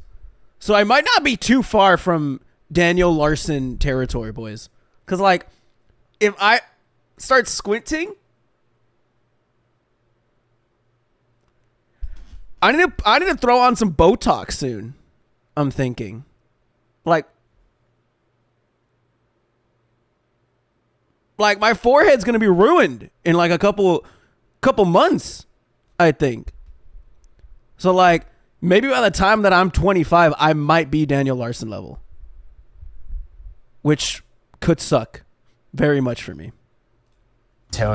Arriving in San Antonio on March 29th, Daniel decided to go live on TikTok while sleeping at the Greyhound station. However, his rest was abruptly interrupted by an employee who woke him up and asked him to leave the premises. It turned out that the station had received numerous calls about Daniel's Asian calm down. No! I am 19! I cannot! I must stay 19 forever! That's messed up! I don't want to age. I want to stay crystal clean and clear with my face and everything. Go buy booze, you'll be fine. yeah, go get topped on Grindr type shit. Presence, prompting them to take action. Daniel? Yes. Okay, were you in here last night? I was. Okay, and then the cops actually took you out of here, right? Yes. Okay, so why are we back over here? I'm waiting for Greyhound. Okay, alright, so here's what I need you to do. You can wait off the premises for Greyhound to show up because you'll be able to see the bus and stuff like that. I can't continue having phone calls, people calling and prank calling and stuff, whatever's going on. I have no earthly idea and stuff, but I need you off the property. I will do that. You're gonna be 20 soon, though, unfortunately. Thank you. I get treated like motherfucking shit. Yeah. This place is still getting harassed. And I just got a phone call. Okay. I just got a phone call here. Okay. Well, that's my life. The comments are funny as fuck. Later man. that day. Where was that? Well, that's my Daniel, they don't understand you're a celebrity, Daniel. That's so stupid. I love chat. I love these chatters. Later that Daniel day, Larson Daniel is a top arrived 10 in chat. Houston. However, the morning of March 30th brought an argument between Daniel and the employees and security at the Greyhound bus station. The dispute revolved around a bus ticket transfer as Daniel did not have a ticket for any of the buses. The employees insisted that he leave the station, but Daniel refused, even challenging them to call the police. In the midst of this confrontation, Daniel claimed to have called the police himself, citing threats on his life as the reason. Already deleted it when I came in here. I'm not gonna leave. You guys can call the police. Because when I came in here on the bus. Welcome to the stream, Kurimeme. When I came in here, I was going to do the bus transfer. Okay, so then I'm leaving here at 12. I'm not gonna leave.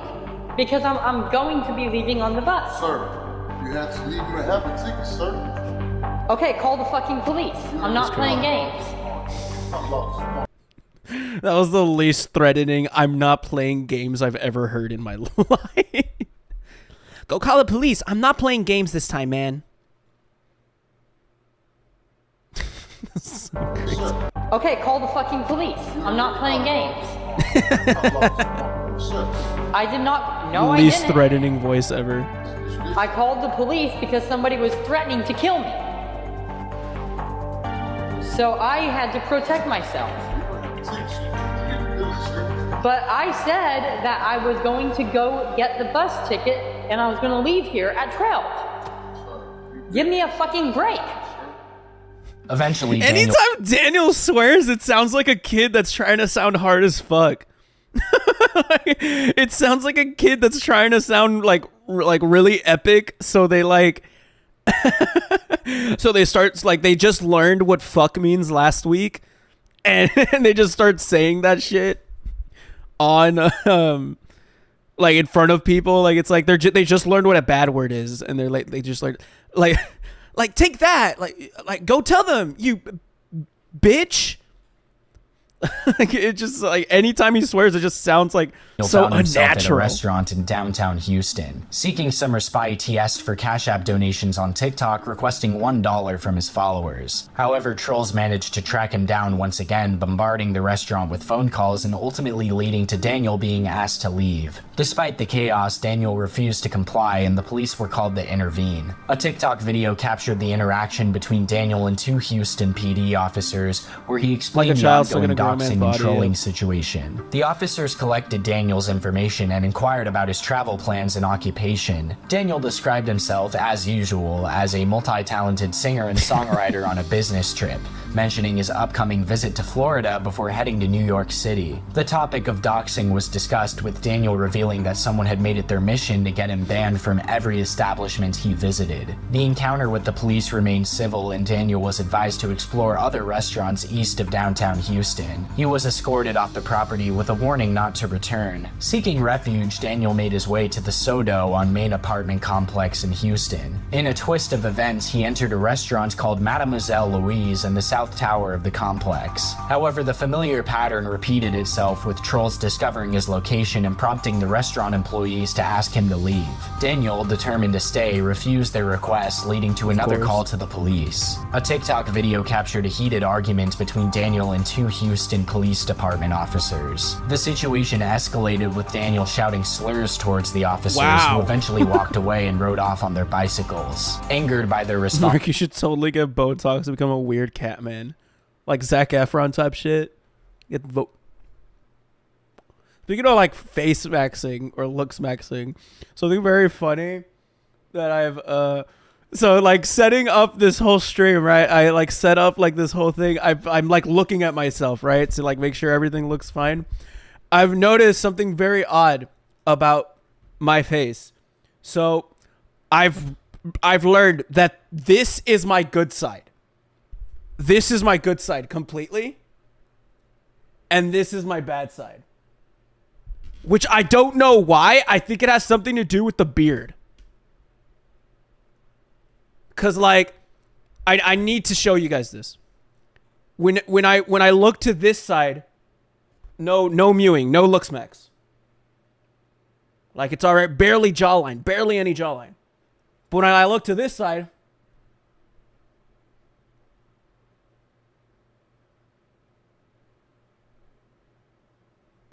it's so amazing and epic.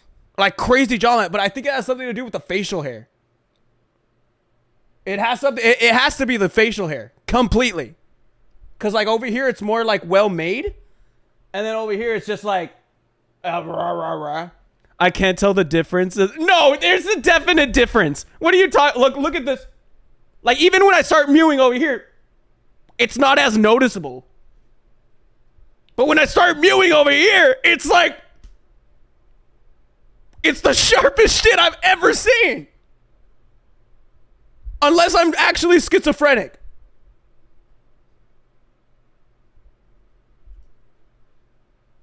Let's get to reacting, boys.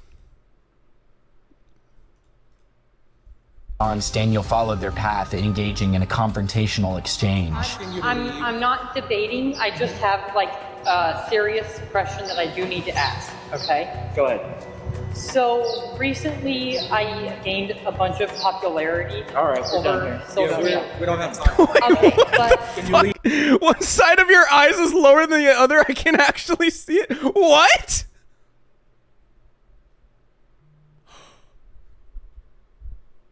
This one. No. I know. I think I just have a lazy eye. Do I? I feel like it's just no! No! I don't have I'm melting. That's so messed up. Your eyes are fine. I low-key see it though. So I think you might be cooking. They're not perfectly symmetrical.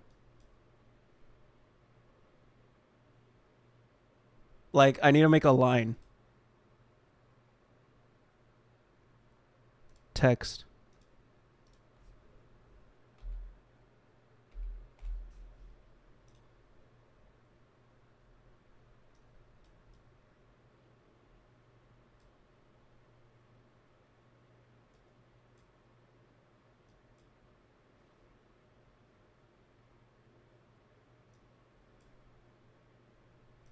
I don't know if this is doing anything. Is this worth it? Your eyes look normal. That's so crazy. I do see it kind of though. Like here. This one's a little high, this one's like a little smaller and this one's like a little bigger. That's so weird. Whatever. Whatever. Somebody has been doxing my okay. Phone into the police department that you guys are not cooperating. Call fucking dispatch. Call fucking dispatch. No. Go call the police. We have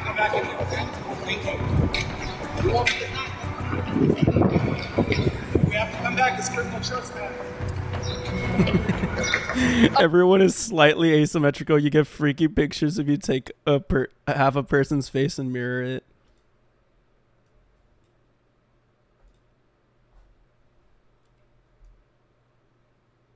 Wait, my good side. My good side. It has to be my I have to mirror my good side.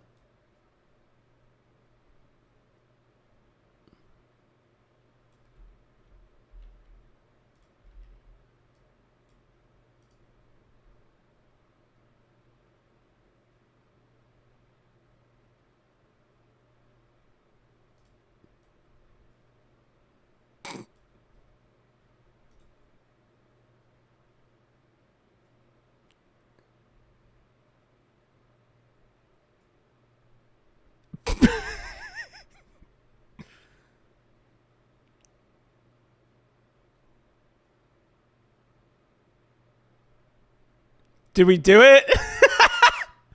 Is this the perfect me? Is this me if I was perfect?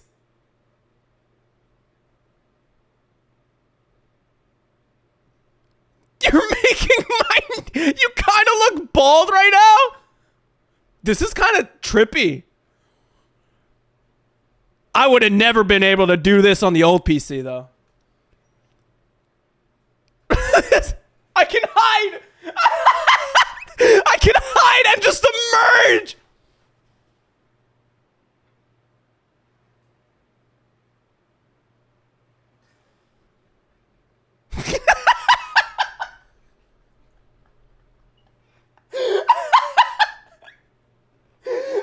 It looks so good though. It doesn't look bad. This is such a weird effect. Like the mic look. Whoa.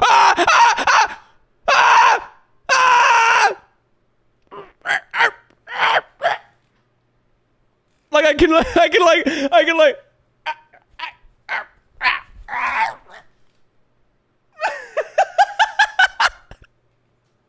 This is so funny. I've never done this before.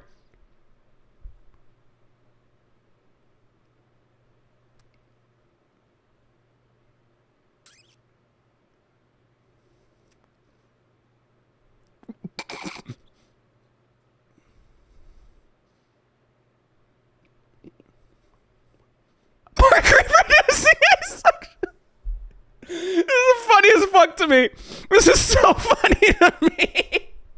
Ah! What happened to my head? Ah! Ah! Ah! Ah! How's it going, guys? How's it going, guys? Welcome to the stream.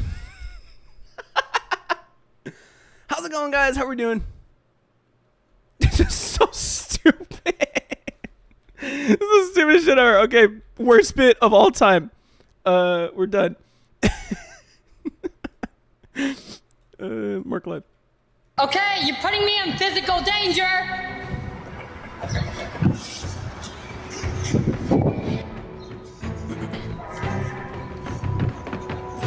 Check Discord.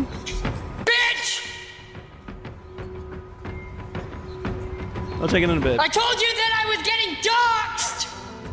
Exhausted from the events of the day, Daniel found himself standing on the corner of the Soto on Main apartments. In one of his final TikToks on March 30th, he discussed his intention to press charges against both the police department and his trolls. He claimed that the police had labeled him as acting crazy on social media. It remains unclear whether Daniel was arrested, detained, released, or left the property before police arrived. However, the TikToks depicting this incident with the police were deleted, leaving the exact details of the aftermath unknown. Let me grab my Discord.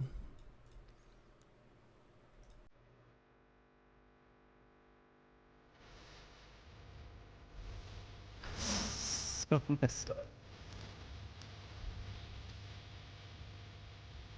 Daniel's new managers, including a user named I Wish I Had a Dad, played a crucial role in assisting him with purchasing a plane ticket to New York City.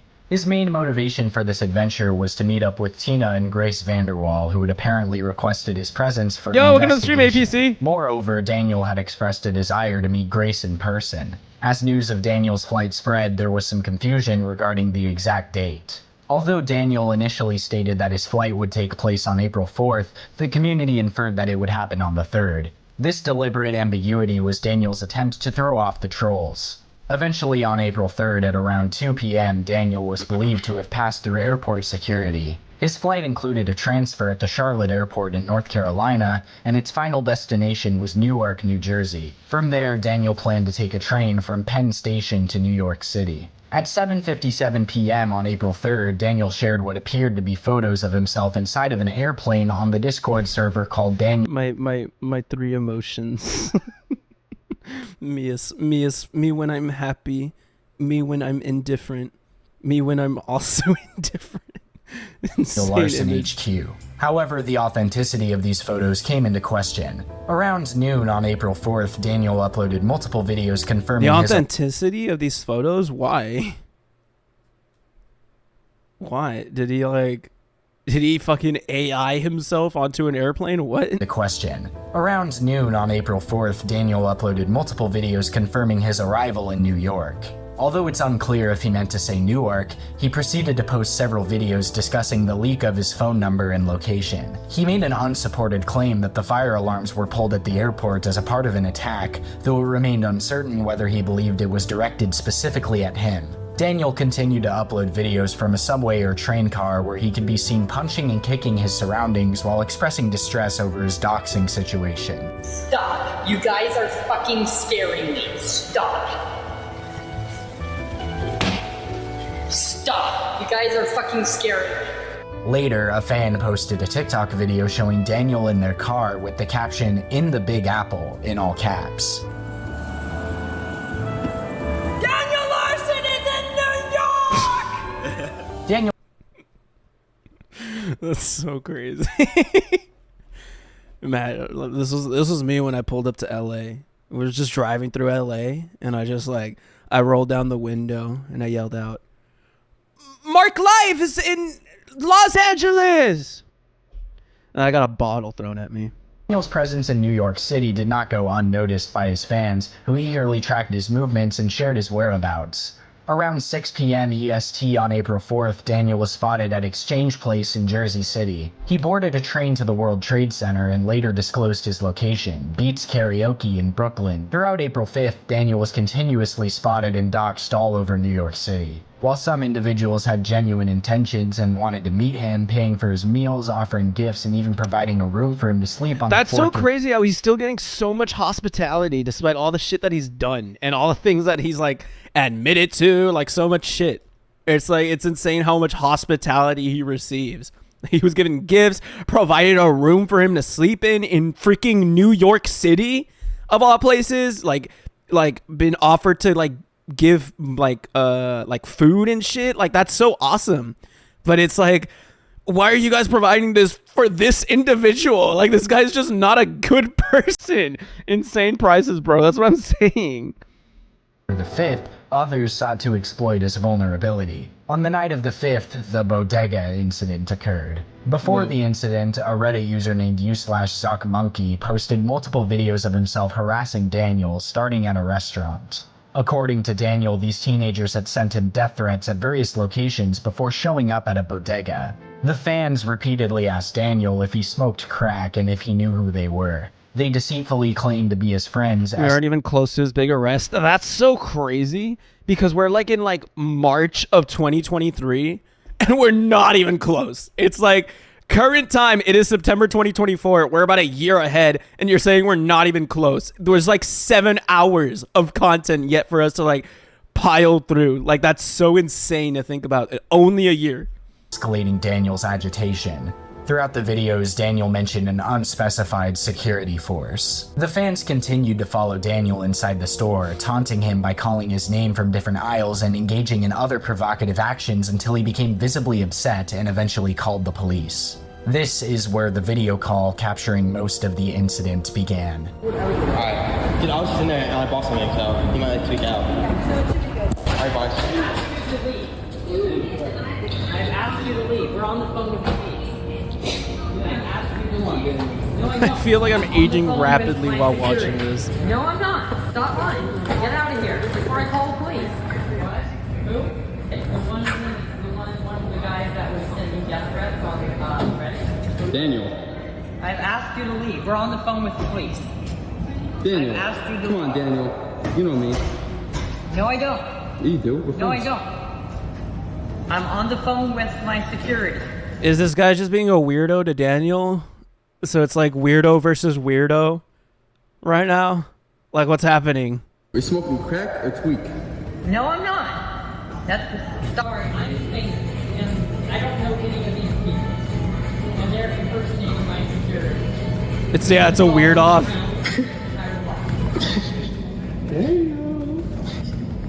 restaurant. Are you smoking crack or tweak? I'm gonna Oh, that's so fucked up. So this is just a random Pickle Man suit meets Daniel Larson. Don't even don't even put the Pickle Man into this. Like, that's what's it called. This is just a complete fucking weirdo, just trolling a complete, like, clearly schizophrenic individual and being like, you know me? Yeah, we're all friends, man. Daniel, are you smoking weed? Are you smoking crack? Like, that's fucked up. Please do not match his freak. I am begging. That seems to be the case. You to leave. If you do not leave, I'm calling the police.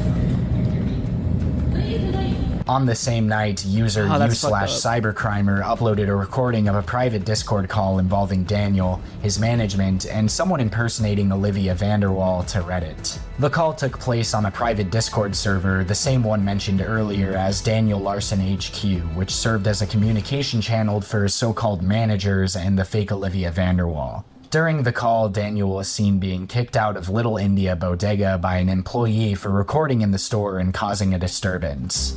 Furthermore, the individuals on the call goaded Daniel to spit on the employee and show them his camera. Consumed by rage, Daniel charged at the man and punched him. In response, the employee punched Daniel in the eye and pushed him to the ground.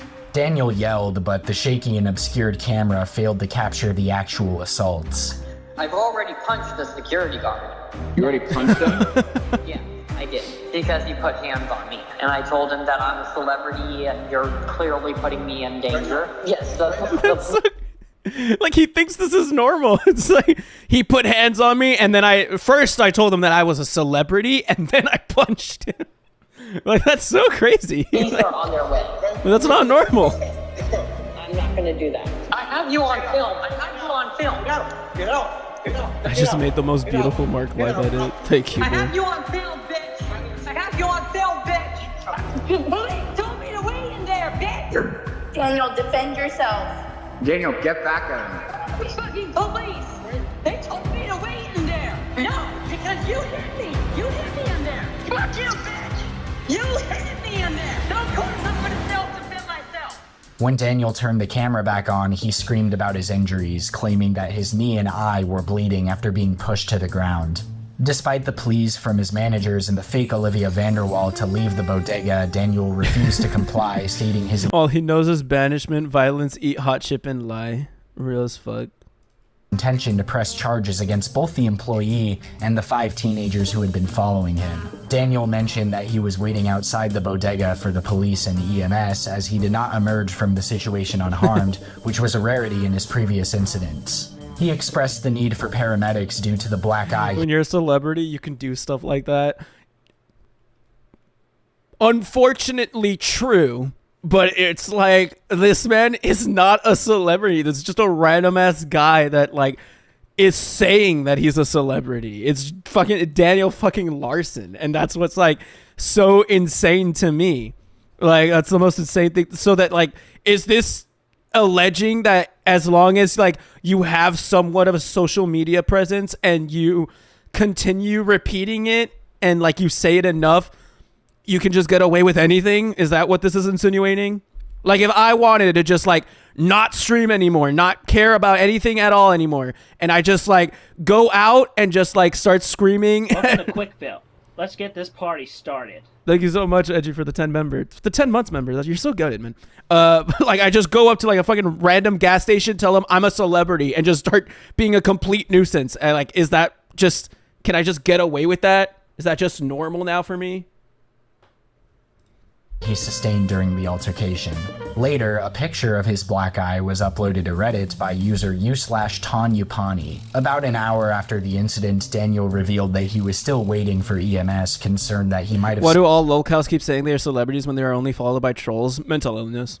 Suffered a concussion during the altercation. Subsequently, it was reported that Daniel had checked out of the Only hospital. one way to find out. I'm not going to stream that. I'm not going to do that. He underwent a screening for a concussion. It's like Jack Doherty type shit, where it's like, I just go around becoming a public nuisance, like to see like if anyone will do shit to me, and I just tell them I'm a celebrity, I'm famous, bitch. Like, turned out negative, and no serious injuries were reported. Later that night, Daniel uploaded another video from the hospital, although it was unclear whether it was from his initial visit or if he returned. The video showed his black eye. In the footage, Daniel claims that he had been attacked by 2 fans in New York City. I know someone that pulled a celebrity excuse on me. What the fuck? That's so messed up. You'll never be as big of a star as these guys then. I knew someone that pulled, what, like, a regular ass guy that just told you like, I'm kind of famous, so like back off, bitch. But he assured his viewers that he had no fractures and only had a sizable cut on his nose. While staying in the hospital, Daniel had a large gauze bandage on his nose. However, in his TikTok videos where he toured the 9/11 memorial and other attractions, he did not have the bandage on. During Daniel's time in New York, his fans urged him and World of T-Shirts to meet up. But before we delve into the roles of World of T-Shirts and Michael Quinn in Daniel's story, I think it's time we take a closer look at who these 2 individuals are.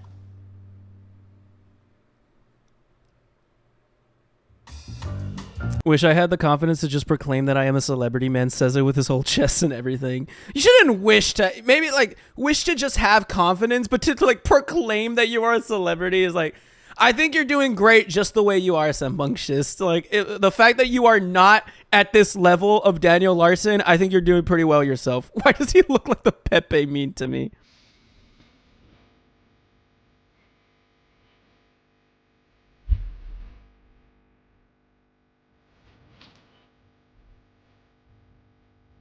Joshua Block, known as World of T-Shirts on social media, I feel like I've seen this guy's face on before. TikTok in October 2020. Most of his posts revolved around his life in New York City, becoming closely associated with the city. I run this city now. Me.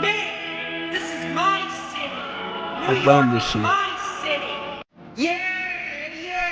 In New York, concrete jungle where dreams are made of. There's nothing you can't do. Now you're in New York. Josh even went as far as paying for a billboard in Times Square featuring his dancing and TikTok handle in May 2021. That's Like kind of hype. Daniel, he became a subject of online discussions and was referred to as an AIOPM or a TikTok lolcow. In recent months... Oh, what the heck? That's so weird. AIOPM? What does that stand for? If that just means a TikTok lolcow. These stupid Zoomers, these crazy youngins making all these weird ass names and stuff. Arose about Block's potential struggles with alcoholism, as his videos often feature drinking and displays of intoxication. In 2022, he teamed up with fellow TikToker Michael Quinn, who acted as Josh's mentor and helped him establish his NYC tour business. Interestingly, in 2023, Daniel Larson and World of T-Shirts found themselves entangled in a virtual beef, instigated by fans who wanted to see a clash between these two notable figures of TikTok, both coincidentally present in New York City. Fans eagerly attempted to lure Daniel to Josh's location, debating on who would win in a hypothetical fight between the two. Some fans even convinced Daniel to visit Michael Quinn's apartment, sparking a hostile atmosphere between Joshua, Michael, and Daniel. So he shouldn't be just showing up at my apartment. He walked in. Oh my god, he's the most New York man I've ever heard. Crazy. And my Dory calls me, and I'm like, "Someone here? Are you allowed?" I go, "Who? I don't have any guests." And I hear his voice in the background. I hear Daniel Larson. Here's what I think is happening. I think Daniel Larson is autistic, so people are trying to they think, oh yeah, he's autistic. We can get him in some trouble. Oh, people won't care if he's Mr. autistic. York. Multiple videos. It's not an acronym apparently, but a word just to make fun of / label those who have mental issues on TikTok and are locale adjacent. Really? I don't even remember what like the acronym or the label is. It's just crazy that they AIO whatever the hell. Just say locale, guys. Come on now. Were made by all I want parties New York pizza now. I denouncing want any just pizza, possibility of a meetup. Michael Quinn threatened Daniel with his security force, and in response, Daniel retaliated with TikToks threatening both Josh and Michael. He went as far as claiming that he would call the National Guard and even made a gun threat. Unfortunately, Daniel's gun threat led to the banning of his TikTok account Daniel Larson NYC. No. Blaming Michael for his financial woes, the ban on his account, and his overall misfortunes, Daniel's anger towards him escalated, further fueling the drama. Upon hearing about Daniel's plans to travel New York City, fans, and surprisingly even Michael himself, expressed their desire for a meetup between the two personalities. On platforms like Reddit and TikTok, many individuals attempted to persuade Daniel to locate Joshua Block and engage in a confrontation. Although neither Daniel nor Joshua seemed interested, their fan bases and Michael Quinn remained invested in the possibility. After Daniel arrived in New York City, trolls attempted to orchestrate an accidental encounter between Daniel and Joshua. They sent Daniel to multiple locations frequented by Joshua, falsely claiming that Grace Vanderwall would be present there. Josh repeatedly expressed on TikTok that he had no interest in meeting Daniel and had to leave establishments when he heard that Daniel might be coming. Following the bodega incident, Josh uploaded a TikTok video in front of Little India Bodega, the same location where Daniel was assaulted. In the video, Joshua announced that Daniel Larson had been punched in the nose at the bodega and proudly declared himself the ruler of New York City as World of T-Shirts. I made it in New York. I can make it anywhere. Unlike Daniel, he made it 10 hours and then he got punched in the nose here. He's not a New Yorker. I'm a New Yorker. I'm the captain of the ship. Low-key based of bro. I run New York. I run this city. This shit kinda hard. This shit kinda cold. In the aftermath of the bodega incident, Daniel sported a noticeable cut across his nose, which he often picked at, resulting in frequent bleeding. Fans humorously suggested that Daniel had entered his anti-Semitic arc after he posted 2 offensive TikTok videos. One featured a song from you-know-who's perspective, while in the other, Daniel hailed the same guy. Additionally, No! Daniel claimed in a video that Joshua You're kind of Block the was CEO Jewish. of Texas. I don't know. But you said that so like, yeah, you're low-key kind of like the CEO of Texas. It's like, just saying, low-key. He's not Jewish, by the way. Me as fuck, This you know isn't it. true. Did you know that World of T-Shirts is a Jew? Well, that explains a lot. So out of nowhere, holy shit! I don't like the Jews. What the On April 11th, Daniel posted several videos on TikTok revealing that he was at the American Dream Mall, as discerned by the background in the footage. The following day, April 12th, Daniel shared a YouTube video stating that he had been asked to leave the mall by 20 troopers who escorted him to a train station. In the same video, he can be seen eating pizza and drinking what appears to be beer. Daniel also requested donations, mentioning his financial difficulties. It became evident that he did not have enough money to cover his expenses. On May 6, 2023, the Flexburger leaks emerged involving Flexburger, Daniel's former manager, who leaked several explicit videos of Daniel as well as an unreleased song. Before delving into the details of the leaked videos, it's important to note that the content is highly sensitive and can be incredibly disturbing and disgusting for many viewers. As a responsible documentarian, I will not be displaying any of the videos and will provide only a brief description, avoiding any unnecessary graphic details. However, it is essential to include these events to provide a comprehensive account of the story. If you prefer to skip the graphic portion of the leaks, please refer to the provided timestamp. Anyways, without further ado, the Flexburger leaks. The pencil incident, which had been rumored for months, was a video of Daniel inserting a pencil into himself while jumping around in a pink room. The video was confirmed to be real after it was uploaded on Reddit on May 6, 2023. I feel like that's easy to confirm to be real. I feel like that's an easy thing to be confirmed real. But understandably, the comment section was filled with horrified reactions. The shower incident involved a leaked video of Daniel pretending to dry off with a towel, creating the illusion of taking a shower. However, he was already dry in the video, suggesting that he had faked the shower. It was discovered that Daniel had also sent this specific video to someone who appeared to be his mother, Elizabeth Scheimer. The context of the situation remains... So he just LARPed taking a shower. The only guy who... And it's also labeled as the shower incident. Nothing tragic happened. He just LARPed taking a shower. Just didn't actually take a shower. He just pretended to take a shower. That's crazy. Unclear whether Daniel did it intentionally or accidentally, or if the recipient was genuinely his mom or another person impersonating her, but it still doesn't make the video any less disgusting. In response to receiving the video, Daniel's mother, or at least who we believe to be Daniel's mother, expressed disappointment and questioned his actions, to which Daniel replied with a paragraph of run-on sentences claiming that his phone had been hacked and he had no knowledge of the video. Flexburger also teased the existence of That's what I'm saying. That takes more effort than just actually taking a shower. Like, that's so insane. He went through the effort setting up his camera in a way where, like, he's in the shower, being completely dry, grabbing the towel, I'm assuming being naked and shit, and putting all the effort into faking taking a shower than just actually taking the shower. Like, that's so crazy. Only person to do that, man. Bottle video on Twitter and hinted at having... He shoved a bottle up his ass. Goldmine of leaked content, which he released gradually to keep the community entertained. Finally, after a few weeks of anticipation, the bottle video was made public. The nature of the video can be inferred from its title, and it depicted Daniel engaging in explicit behavior with a bottle. You already know what I mean. Furthermore, am I right? Screenshots emerged. You didn't say explicit. Was I correct? Did he stick the bottle up his butthole? Is that what he did? At this point, just put soap on. Allegedly showing Flexburger threatening Daniel with the release of his music, kidnapping, and even torture. Anyways, that's it for all the disturbing stuff. Back to normal. Probably. As for the unreleased Daniel song, Flexburger unveiled it during an Ask Me Anything session on the Daniel Larson subreddit. Titled Wild Hearts, the R&B music video lasted 2 minutes and 53 seconds. The quality of the singing indicated that the song was either unfinished or lacked auto-tune, differing from Daniel's other music. On May 8th, 2023, Daniel and Michael Quinn had their first meeting over lunch. Then, on May 10th, following their initial meeting, Quinn facilitated a long-awaited encounter between Daniel and Joshua Block. The world anxiously waited as Daniel walked through the doors of the Starbucks. If bro shoved the pencil up there, then soak in a bottle. The funny thing is, when he originally said, like, the pencil incident, I immediately just assumed, like, some John Wick shit.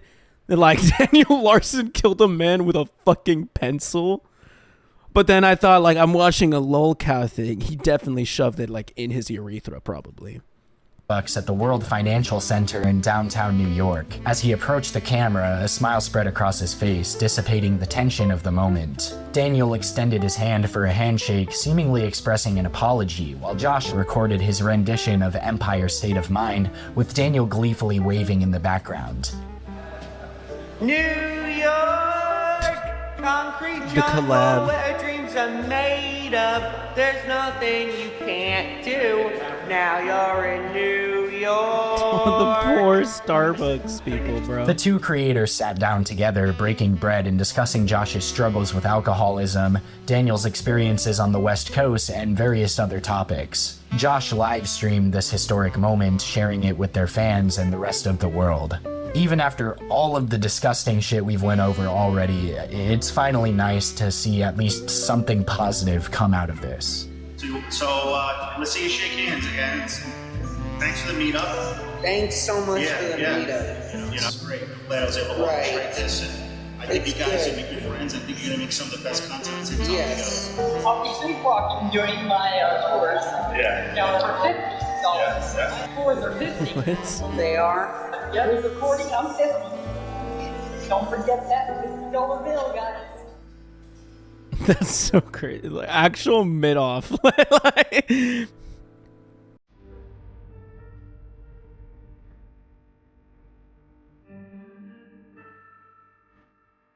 thank you.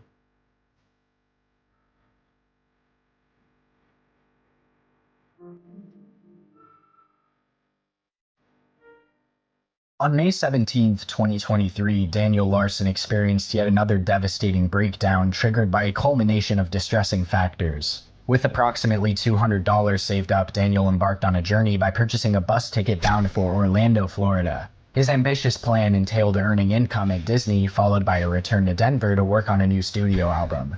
However, fate had other plans in store for him as he missed the bus while recording a video of himself sprinting. Holy crap. If I miss this fucking bus ride, I'm gonna be fucking angry. Not a full fucking, like... Bro, he sounds like a kid that just learned what fuck means.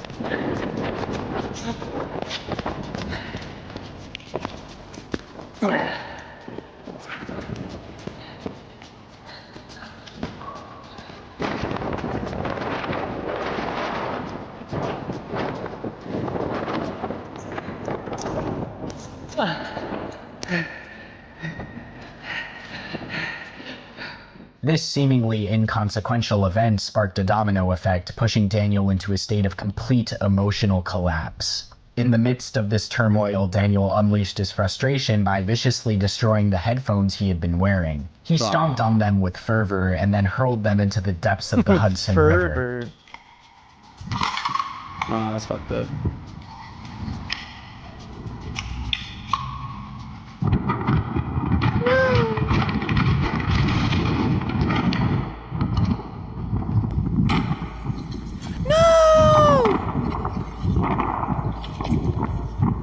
In an erratic frenzy, he created a series of videos on a newly created account, venting his frustrations, shouting, and expressing his disturbing desire to acquire a firearm.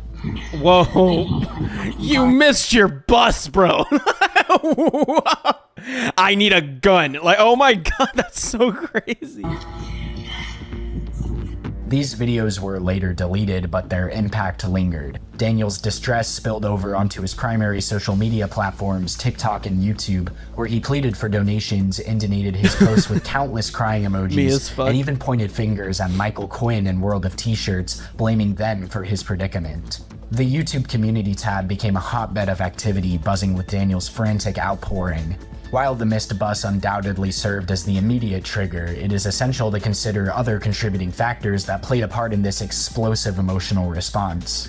One plausible explanation lies in Daniel's mental health. Being both autistic and bipolar, he faces unique challenges when it comes to processing emotions effectively. Autism often manifests as an impaired ability to navigate emotional experiences, potentially intensifying the impact of this meltdown, where his bipolar disorder likely exacerbated the situation further. Another factor that may have contributed to the breakdown is Daniel's chronic lack of sleep. Homeless and with a precarious living situation, his sleep schedule has been severely disrupted. Sleeping in subway stations or on benches has become his unfortunate reality.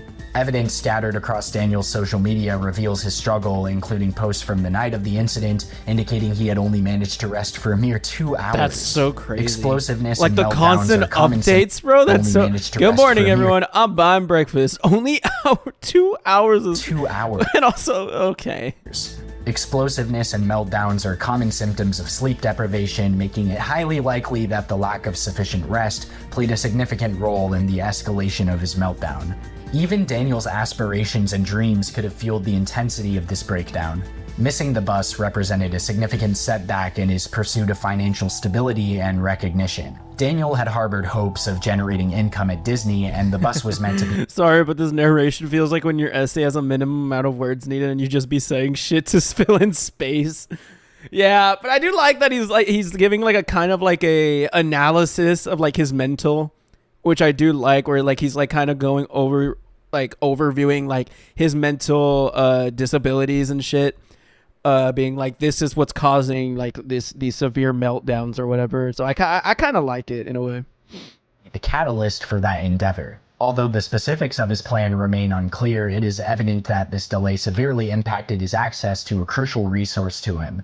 Believing in his potential as a renowned singer, Daniel had planned to record a new studio album upon reaching Denver. Despite previous indications of a severed connection with Bob, Daniel disclosed on the 17th that Bob would finance at least 2 more songs if he managed to secure a record deal. With the bus delaying both aspects of his grand plan, it undoubtedly contributed to the worsening of his emotional state and definitely served as a catalyst for the meltdown. On May 18th, a YouTuber by the name of John Jam began tailing Daniel, purposefully engaging in provocative behavior and taunting him near the One World Trade Center. This relentless trolling intensified Daniel's distress, leaving him highly upset and distraught.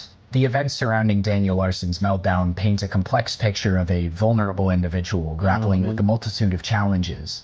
The interplay between missed opportunities— He's doing the famous person like hand up, like for the press, like leave me alone. The so interplay crazy, between missed opportunities, mental health struggles, sleep deprivation, and external provocations culminated in a catastrophic emotional breakdown that captivated the attention of viewers worldwide.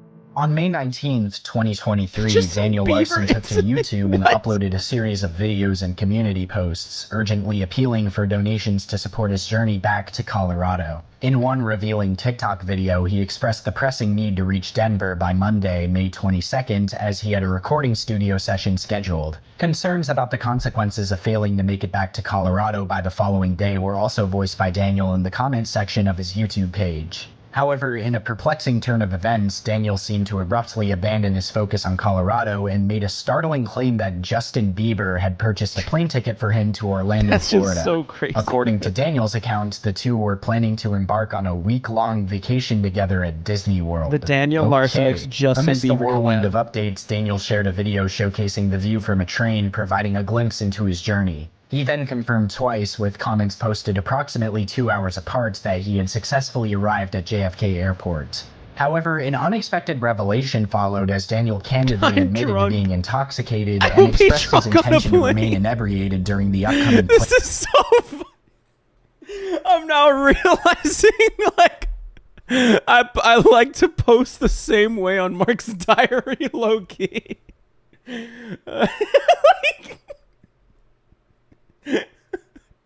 Like, this is no fucking different from USPS lost my computer case, I'm killing myself. Call me Marc the crime fighter the way I be bombing the local USPS office. I finished. Se acabó, hermano. Like, God damn it, man. It's like, holy shit, boys, do y'all think we'll be able to kill Maria in the Silent Hill 2 remake? Like, I want to boink her with the stick and kill her in 4K HD. This is fucked up. That's fucked up. This is fucked up. This is fucked up. This is fucked up. Plane ride. His excitement grew as he eagerly anticipated the prospect of experiencing— to ride Space Mountain. Nah, I think my opinion of this guy might be changing. This guy's fucking hilarious. Space Mountain in the near future. A post captioned, "Who is ready for the explosion?" further fueled he's on an airplane! Anticipation among his followers, suggesting that things were progressing as planned, either in terms of his travels to Orlando or the imminent flight itself. However, just an hour later, the situation took a drastic turn when Daniel left a comment stating, "We have a major concern and problem." While his comments briefly reverted to a positive tone as he thanked a fan for a music sale, Daniel swiftly shifted back to a negative mindset, blaming trolls for ruining everything and expressing a sense of frustration over a supposed major issue. He went on to claim that he had been fired and that a significant misunderstanding had occurred. Fueled by anger, he even threatened legal action against anyone who dared to contact the airport he was in. Another hour passed before Daniel announced a fan meetup at the Statue of Liberty, scheduled for 10 p.m. Eastern Time. As expected, however, he failed to show up, leaving his followers disappointed and questioning his reliability. Given that all the information regarding the events of May 19th is derived solely from Daniel Larson's own statements, the accuracy and true sequence of events remains speculative. Consequently, fans have pieced together various narratives and theories in an attempt to make sense of the limited information provided by Daniel. One prevailing theory revolves around the notion that Daniel fell victim to deception either by his current management or by an elaborate troll. This theory suggests that Daniel was misled into believing that Justin Bieber had gifted him a plane ticket to Orlando, Florida. Debates persist as to whether Daniel received a counterfeit ticket or if he was never given a ticket at all. Some speculators have even suggested that Daniel was expelled from JFK Airport due to his ill-advised comment about an explosion. However, there is no concrete evidence to support such claims. Nevertheless, many agree that Daniel's remark was foolhardy and could have potentially caused him trouble. Considering that the last ferry to the Statue of Liberty departs at 3:30 p.m., it is widely believed that Daniel would have been unable to reach the iconic landmark as he claimed.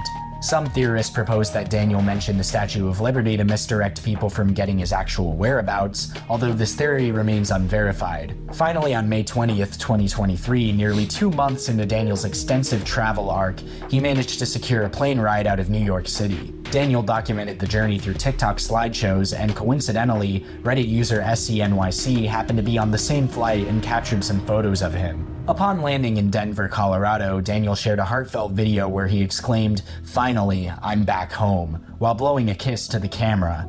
Later that night, he posted pictures of drinks, claiming to be enjoying a dinner with Bob at Olive Garden, signifying a reunion and celebration of their renewed friendship. On May 22nd, 2023, back in his home state of Colorado, Daniel Larson found himself in a tense encounter with individuals who claimed to be a part of his security team.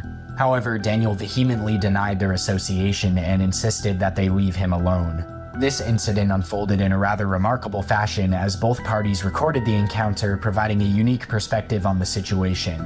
Amidst the heated exchange, Daniel decided to share his side of the story through a series of YouTube. Hey, it's Jack Black speaking. I have a plane ticket for you so you can act in the Minecraft movie with me. The I am Steve line is a top 10 lines like in cinema history. It's like intense music, zoom in, like pan into Jack Black. I am Steve. And he does the weird like, shit with his eye where he's like, like everyone's just quiet. I love the trailer, man. YouTube videos. In one of the longer videos, he can be seen trying to convince the two individuals that they are not a security team. If this guy ends up in Minecraft, I will lose it. Asserting that they were hired by someone named John Summit and had been paid a substantial sum of $30,000. They even went so far as to make a phone call to John Summit, allowing Daniel to hear his voice. Eventually, upon learning that Daniel was running late for a meeting with his friend Bob, the individuals reluctantly allowed him to leave. There's 2 fucking guys walking that go to a goddamn college, okay? Daniel, we have no idea what we're talking about. I've asked you guys to fucking leave. We're contacting the police. It's illegal to follow somebody around and harass the living fuck out of them. Daniel, John Summons sent us here. John Summons is fake. Yes, he is. Show me the picture. Show us the camera so everyone knows. Look, John Summit, he sent us. That's crazy. That's so fake, dude. No, that's John Summit. Okay, okay, what is your badge number? My badge number? For security. 0193645. I got you. What company? What company? I just looked John Summit Incorporated. John Summit Incorporated. Okay, and what's your badge number? 52378RL91. Okay, and what's the website? Website johnsummit.com. I don't even be remembering like my debit card, like my credit card. I don't even remember what like my IDs be. How the fuck are these people remembering their johnsummit.com shit? Call them. Here, hold on. MGK, Yeah, bro. You want to talk to John Summit? We're sending out police. All right, John Summit's here to save you, Daniel. To save you. If you could please put it on FaceTime, that would be great. Because, yes, please. Well, I can't because he's an Android. I can't Android. You know what Unfortunate. That's fucked up. I mean? You know what I mean? John Summit would never have an Listen, Android. though, That's John fucked up. Summit. Say hi to John Summit. Hello, this is Daniel. Can I ask why you are sending people to my location? We're here to protect you. Okay, my management and my record label is asking that you guys Holy shit, stop. I'm not gonna lie, bro. You smell like shit. God, bro. Oh my Okay, God. we're asking that you guys stop, okay? My management has called out the police. They're on their way. Holy shit, that's They will check to make sure that there is a website and that there is a legal contract that you guys have. You're the one who hired us, aren't you? You asked for security. That's why John Summit sent us. My bad. He's talking to you. I'm gonna high I can five. hear, but I don't have a contract with them at all. Then who made the contract with us? Yeah, we have a contract. We already got paid. I got paid $30,000 for this thing, man. So, Send proof. Where's your proof? just get racks. No, I can't right now. I don't have it on me. Okay. It was a paper contract. It was a photo of it? No, I didn't. If you guys literally got paid that much money, Yeah, it was 30 grand. 30 grand? John Summit's a rich man. How do you think you got those? How do you think I got these? I just bought them with my money, 30 grand. Yeah, that's like a $30 pair of pants. $85. It was $85. Okay, but still. Say that again? I got paid 30 grand.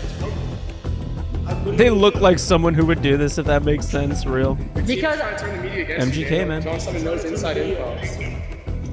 Listen to him, bro. John Summit, he's the one who said this. Here, tell him, John. He's the one who brought a bunch of listen, I went to New York City and I went to Sony Music Entertainment. I went to their office. I have a contract with them. They're asking that you guys step down.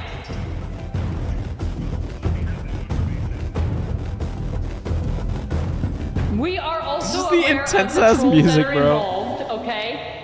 And we are pressing charges on them. We believe that you guys are also trolling because we've asked you guys to stop and you guys won't. Folks, we have to argue. That's what we're paid for. That's what we get paid to do. It's like my job, you know what I mean? I gotta pay for the kids. You are like minimum 21. Okay, what is it? You have 30 seconds.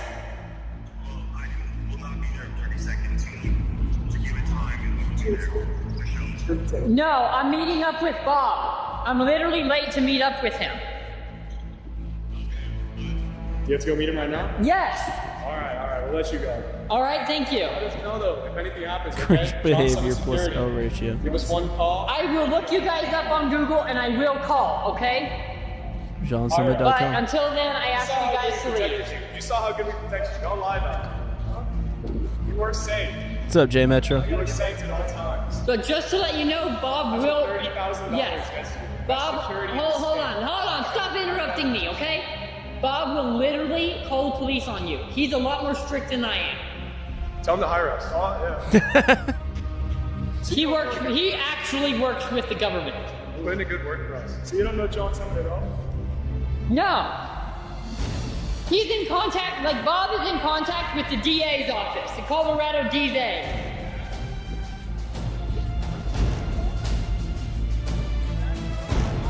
No, that is the fucking public defender's office and the Shut up! Just get We are not outta even here. halfway into 2023, dude. We are like a month or two.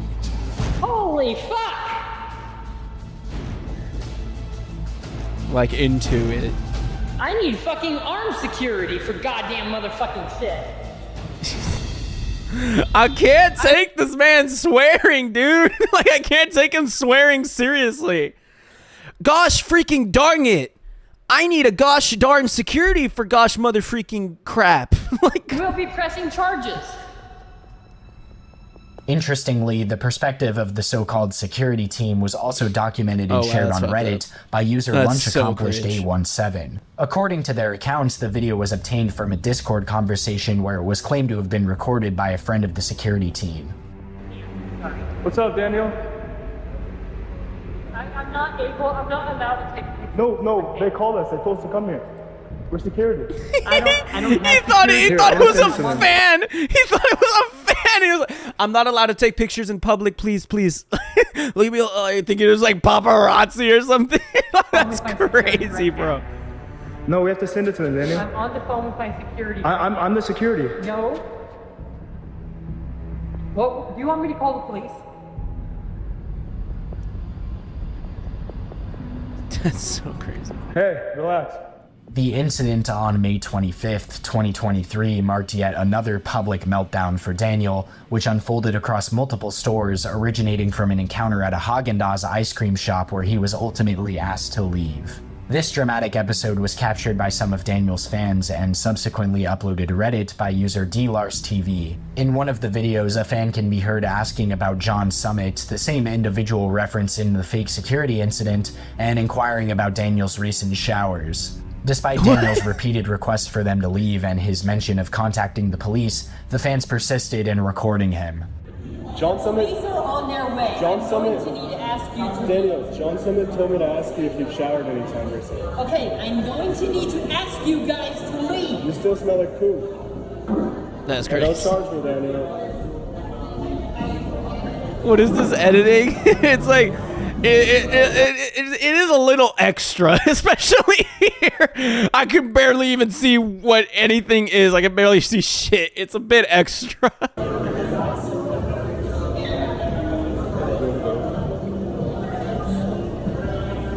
Sir, he's leaving the premises.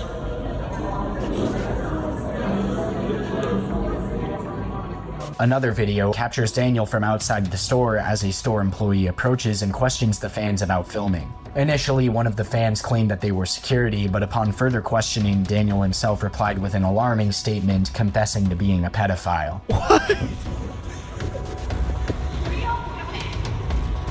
I'm security. No, I'm serious. Why are you taking pictures of this man? No. I'm security. He's a What?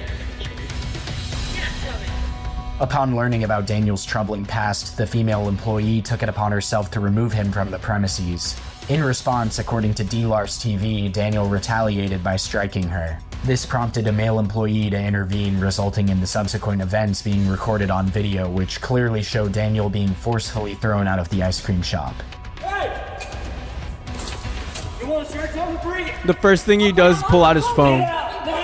You have a lawyer for your fucking arrest. What the fuck did that guy do? No! She's like, that's correct. He did that. Like, he straight up did that, like, IRL. You have a lawyer for your fucking arrest. And he just put the Sigma hand up, like, and he just couldn't combat it.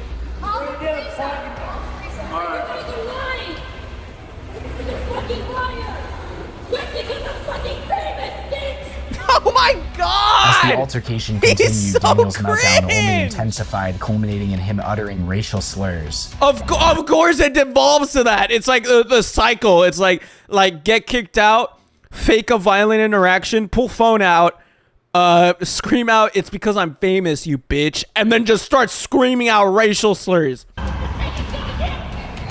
Wow.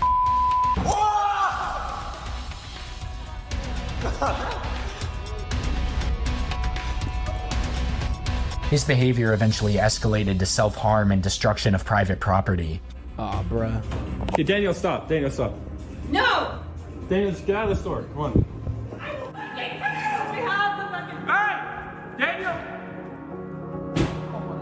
Bro. Following these events, Daniel was approached by more fans to whom he shared his account of what had happened. we called police, we called security. No one was coming out. So the police literally said, well, we're not coming out because no crime is committed. Hard to watch, yeah. I didn't know what to do, so I literally, on public air pretty much, you know, like on the media, literally, because I had to do something, right, to knock everything down and get everybody to stop. People were following me blocks. I bet it's still going on. You're the, I want to say in 10 minutes, you're the 6th person that spotted me. Holy shit. Yeah, That's a lot. I'm up there now. Like, I ain't coming down. I'm up there. Media silent today. I see. I do not blame you at all. But even if I go media silent, that's not going to help. No. Right? Those crazy Reddit people Right. always like So the issue is, I ended up basically, because we had 2 people in the area that yelled, we have guns. I literally screamed, I will murder everybody in this area. Why would you do that? But here's the thing. What am I supposed to do if somebody says they have a gun? I mean, I had to, you see what I mean? Maybe not scream, I will murder everyone in here. To protect myself. Yeah. The police we were on the phone with, because we called 911. They literally said there's still no crime committed. If the fans stop now, good. I'm sitting there going like, did I just get the fact that people are yelling guns and all this stuff, and yet I'm like threatening murder? That's on public media, and they're saying no crime is committed. What am I supposed to do? It's not. Yeah. Like, it's of that level now that like nobody, not even the label, the label's just learning my families. Really? Just now? Just now. And they're just that The next morning, Daniel took to TikTok to address the situation, starting by refuting D-Lars TV's claim that he had assaulted the employee. He also expressed how the events of May 25th had deeply affected him, as that day held significant meaning for him due to his grandmother's birthday. Daniel subsequently posted a comprehensive explanation of the video on social media. In his own words, Daniel recounted the events, saying, So, this is why yesterday I said what I said in public. The hard R N-word. It's like, what? I raised my fist and I knocked over those things in public inside the store. So those trolls that were videotaping me were trying to get me kicked out of the restaurant for something that I didn't do. Okay? They were asking me very, very inappropriate questions. They were also impersonating to be my security when I said I don't have security and I don't know their company, so they need to please leave. They refused to leave, and they you were being basically a started creating a scene to where other people in the location started watching. It caught the attention of the restaurant manager. The restaurant manager then got involved, went over, you could see it on video, went over to the trolls that were claiming they were AKA security, which is not true, and asked them to leave me alone. They refused to leave me alone, and they said that I touched children. There's not proof of that. There's never been proof of that. It's all a lie. Same man that has called himself a pedophile. It's like publicly said, I am a pedophile about it. That's so crazy. He's a walking contradiction. It's so fucked up, bro. I hate this guy. Okay. So what they did was they got on their phone, they showed this person, literally the subreddit, the Daniel Larson subreddit, this manager my ops at this restaurant. The manager believed it, came back in, asked me to leave. When I said why, I didn't do anything, they said that I was a pedophile and that I touched children live, like publicly, and to where everybody in the entire location could hear. Okay, at that point of time, there was about 10 cameras from people in the location, 10 cameras on me. I overheard one of the people from the other side of the restaurant say, I have a gun on me. And that is what escalated everything. Okay? Because I don't mess around with threats like that. I don't. This is the same man that has like that after various breakdowns is like in search for a firearm. This is the same man that after hearing I have a gun decided to scream out, "I will murder everyone here." Like, I don't deal with that. I don't fuck with that. I said, okay, I will leave. Okay, they basically got aggressive. You can't see it very clear, but when I was coming out of the restaurant door, pretty much the front door, when I was leaving, that guy that is in the picture, in the video, pushed me out the door. Okay, my backpack. Having an attraction and acting on it is different things, but explaining that sounds weird. So more importantly, fuck pedos. Yes, yeah, that's why I'm saying like the only thing that's untrue is that like that he's touched minors. So yeah, I don't know if he does that at some point, but he does have an attraction to it. Like it's very well documented and everything, and he has even said it himself. I am a pedophile. Various times throughout the documentary publicly to like a camera to people. So it's and him being like, what? Nuh-uh. Like when they say that, like that's so crazy. Quit flying, fell on the ground. Okay. And I overheard, you can't really hear it on the video because it came. It's insane how nothing came of him admitting that. That's what I'm saying. Like legally, I feel like people get arrested and taken just taken to jail, canceled completely, like having their platform removed for shit that's like smaller than this, like for shit that's smaller than admitting straight up saying that you did that shit. So it's like it's insane to me that like Daniel Larson straight up says that shit, wears it on his chest, does all this insane public shit, is homeless, like is an incredibly indecent, like mentally ill individual just in the public and everything, and they just let him roam around. Like he just kind of gets away with all this shit. Like that's so weird to me.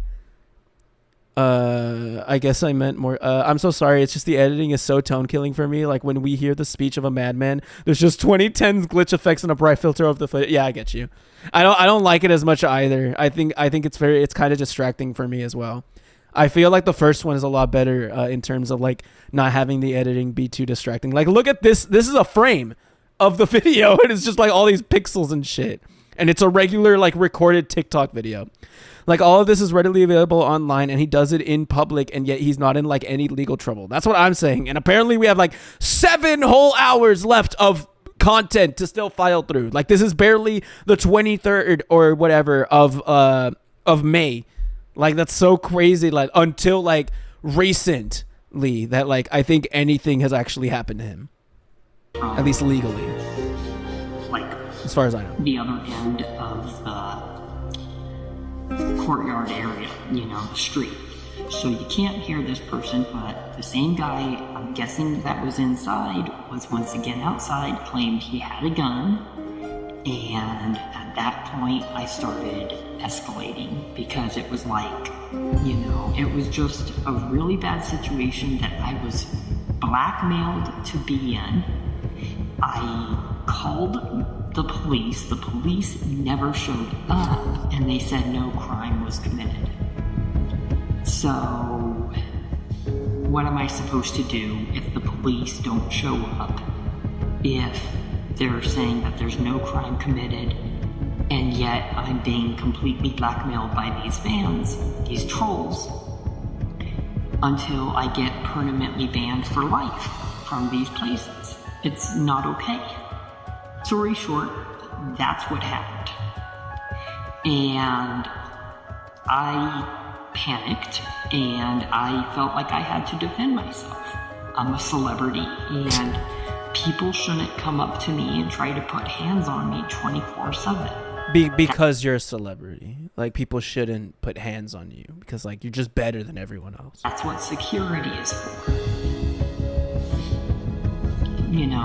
Like I put up with too much and that's I just put up with too much. I just care too much and like am given so little. The hard truth right now is I just work too hard. To people need to understand now what I'm going through, and what I've been trying to say, and what I've been trying to get heard, that I've been getting called a liar about, because it's not okay. So, I hope all these Reddit trolls, everybody from past management, I hope they all get exposed and they get arrested. And I hope my court cases get lifted, because it's ruined my life. It's ruined my friendship with my family, and it's ruined so much of my life. It pisses me off.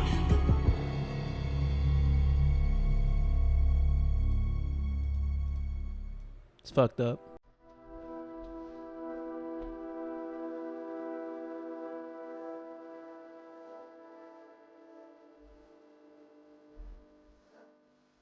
The Cameo saga. That's what security is for, bro. Security showed up and you said no.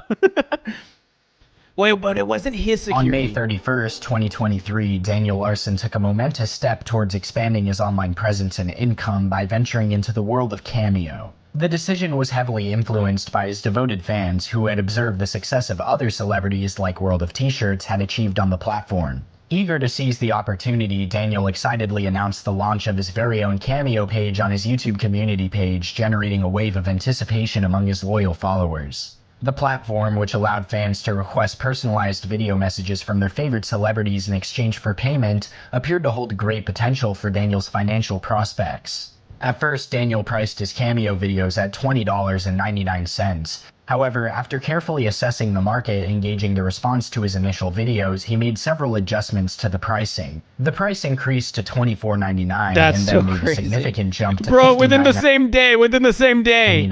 And rumors even circulated that it soared as high as $85. Within the same day is crazy. Price points failed to attract a substantial number of buyers, prompting Daniel to reconsider and search for the optimal pricing sweet spot. Despite the roller coaster ride of his Cameo pricing, Daniel remained actively engaged with his fans. On June 6, 2023, he attended a Colorado Rockies baseball game, eager to share the experience with his followers through a series of YouTube videos, shorts, and TikTok clips. Throughout the event, Daniel took great delight in documenting his interactions with fans he had encountered at the game. However, it was an unfortunate they gave him day money. for the Rockies as they suffered a disappointing from 10-4 Christian. defeat against the Giants. As Daniel's Cameo page gained traction and his popularity soared, he continued to fine-tune his pricing strategy. On June 16, 2023, a Reddit user by the name of u/TMZ_news posted a video allegedly sourced from Grace Vanderwaal's Instagram account.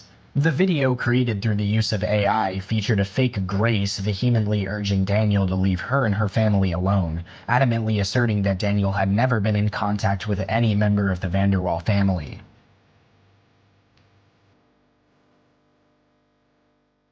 This is a message to Daniel Larson. Please Bro. leave me and my family alone. It's You are not so in contact with me and have never been. Daniel addressed this unsettling video on the community section of his YouTube page. It's so revealing obviously his tendency AI, of man. unintentionally falling prey to the elaborate prank. In response, he swiftly raised the minimum price of his Cameo videos to $50, citing the need to filter out nonsensical requests. However, just 2 days later, on June 18th, Daniel made a drastic leap by increasing the price to a staggering $500 for a personal Cameo. In a clarifying statement posted on his YouTube community page, he cited legal concerns and the ongoing situation as factors influencing his decision. With an additional booking fee of $99, the total cost for a Cameo skyrocketed to nearly $600. Surprisingly, Daniel's experimentation with pricing did not end there. He further raised the price to $830 on the same day. Oh, but it doesn't end there. $1,069 before eventually settling at around $900. The fluctuating prices continued until June 19th, when Daniel ultimately reduced the cost back to $50, only to increase it once more to $100 shortly after. Despite these price adjustments, the number of reviews for his Cameo videos remained relatively stagnant at 42, although it remains uncertain whether each purchase resulted in a review. Despite the ambiguity surrounding the exact revenue generated from his cameo venture, Daniel Ask managed for to a amass photo a for proof, and significant it's amount Grace of with money. 7 fingers With on one 42 hand. reviews taken into account and conservative estimations of $30 per purchase, it can be inferred that Daniel earned a minimum of $1,260 That's from video sales crazy. alone. Taking into consideration additional revenue from $3 messages and the likelihood of unreviewed purchases, his overall cameo sales likely exceeded $1,300. Despite efforts by certain individuals, including Flexburger, to have Daniel banned from Cameo by reporting alleged violations of the platform's terms of service, Cameo confirmed that he had not breached any guidelines, thus ensuring his continued presence and the maintenance of his income stream on the platform. With the influx of funds, Daniel began to adjust his online behavior. He gradually reduced his promotion of his Cash App on YouTube and TikTok, signaling a new... Thank you so much for the 10 months, Rosie. You're the goat. I've been stung by a bee for the first time. It is a terrible sensation. I got the first time I got stung, the first and only time I've ever been stung by a bee was on like under my ear, and it felt like electricity. It was crazy. Found financial stability. I hope you're all right. As a result, he indulged in small luxuries such as Yum, yum, quesadillas, yum. alcoholic drinks, and beer, enjoying the fruits of his success. Why he doesn't use any of this money for more important things like, I don't know, finding a place to stay? And I debt? don't know. I don't fucking know, dude. As the availability of money fluctuated, Daniel adapted his approach to receiving donations. Instead of actively promoting his Cash App, he started redirecting fans to his Cameo page, demonstrating a shift in his financial expectations. By June 20th, 2023, Daniel seldom shared his Cash App information, suggesting a greater reliance on Cameo as his primary source of financial support. While it remains unclear whether Daniel had any direct contact with Grace, on June 21st, 2023, the aforementioned u/TMZ_news allegedly reached out to Grace to inquire about her knowledge of Daniel and whether she had ever been in contact with him. In response, Grace emphatically stated that she had never contacted him and expressed her intense disdain, urging him to cease mentioning that's so her. fucked Her up. vehement feelings towards Daniel Oh my were god, that's so fucked up. He's the worst thing that's ever happened to my career. Oh my god. Every time I search my name, I see pictures of that dirty pedophile. Oh, that's so fucked up. not surprising, dude. given his well-documented inappropriate behavior towards her, particularly considering he developed a sexual attraction towards her when he was well into his 20s and she was only 16 to 17 years old. Furthermore, Daniel's relentless harassment of Grace and her family, inciting online harassment every time he commented on any of her posts, only intensified her animosity towards him. There's a strong possibility that even if Daniel were to encounter these messages, he would refuse to acknowledge them and instead attribute them to trolls, his past management, or use individuals from his past as scapegoats for Grace's undeniable hatred towards him. Due to his delusions, he would continue to believe that Grace harbored affection for him, dismissing any evidence to the contrary. So It is insane, well within bro. Grace's rights to harbor such animosity towards Daniel, considering the extent of his obsession with her, his disturbing actions, and the behavior exhibited by those who follow his antics. Regardless of one's stance on Daniel, spamming Grace and her family members with comments about him is unacceptable behavior. Grace and her family have done nothing to deserve this unwarranted attention and are simply victims of circumstance. And I'm sure Grace wholeheartedly shares this sentiment. TMZ_news responded to Grace with their condolences towards her and her family, offering to cease messaging her about Daniel, showcasing a level of maturity that many other trolls failed to demonstrate, likely due to their emotional immaturity. However, it's important to acknowledge that there is a significant possibility that these messages were falsified. It is highly unlikely that a genuine celebrity would engage in a conversation with a random stranger, proclaiming them to be a nice guy after just 2 direct messages. That's what I was gonna especially say. I'm like, considering whoa. Grace's history of ignoring people who discuss Daniel on her platforms. Until further evidence emerges, it's crucial to approach these messages with skepticism, recognizing the potential for an elaborate hoax or an alleged fabrication. That'd be Nonetheless, so the crazy if somebody overarching faked these fact remains messages, bro. unchanged. Grace and her family vehemently desire no connection with Daniel, neither presently nor in the future. And as always, regardless of how close Daniel comes to accepting the reality of Grace's hatred towards him and her family's wish to sever ties, he will continue to delude himself To into sever ties. There were no ties to be severed to begin with. believing that Grace loves him, dismissing anyone who contradicts his distorted perception.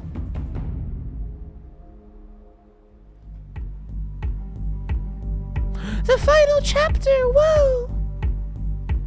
The Music Rescue Mission. Why is this such an epic title? The Music Rescue Mission. Fucking Mission Impossible, like Hitman type shit, bro. That's funny.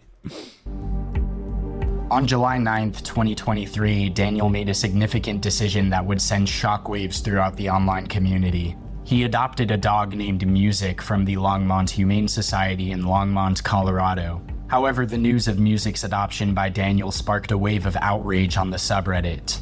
Many users vehemently voiced their concerns about Daniel's ability to take care of himself, let alone an animal, given his financial struggles, violent tendencies, and history of damaging property during So is the idea that people are gonna try to save the dog from Daniel? That's so insane.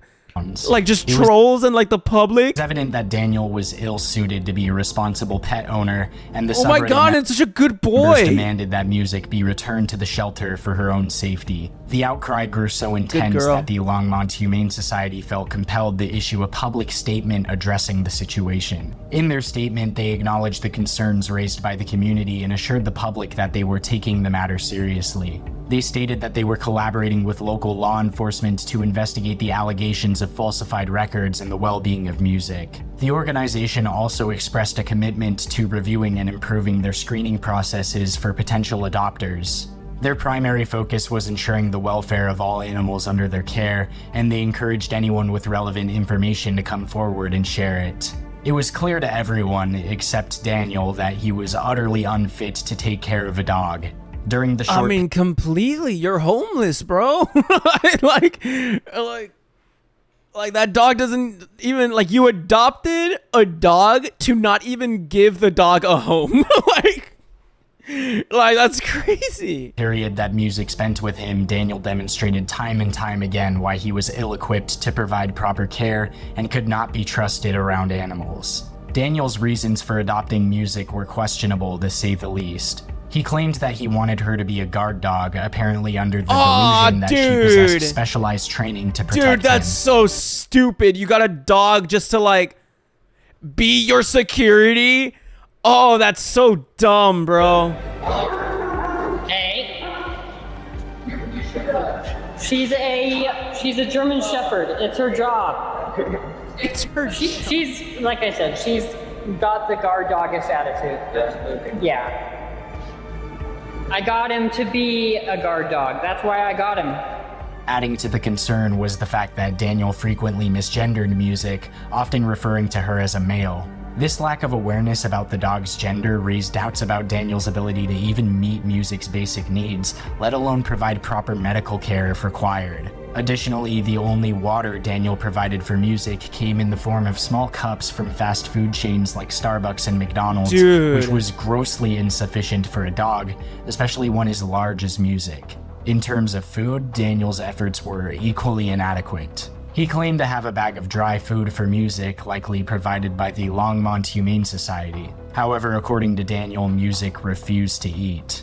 This refusal to eat was often a sign of stress in dogs. Furthermore, in the videos Daniel uploaded featuring Music, the dog could be seen whimpering audibly with her ears pinned back, indicating anxiety and distress.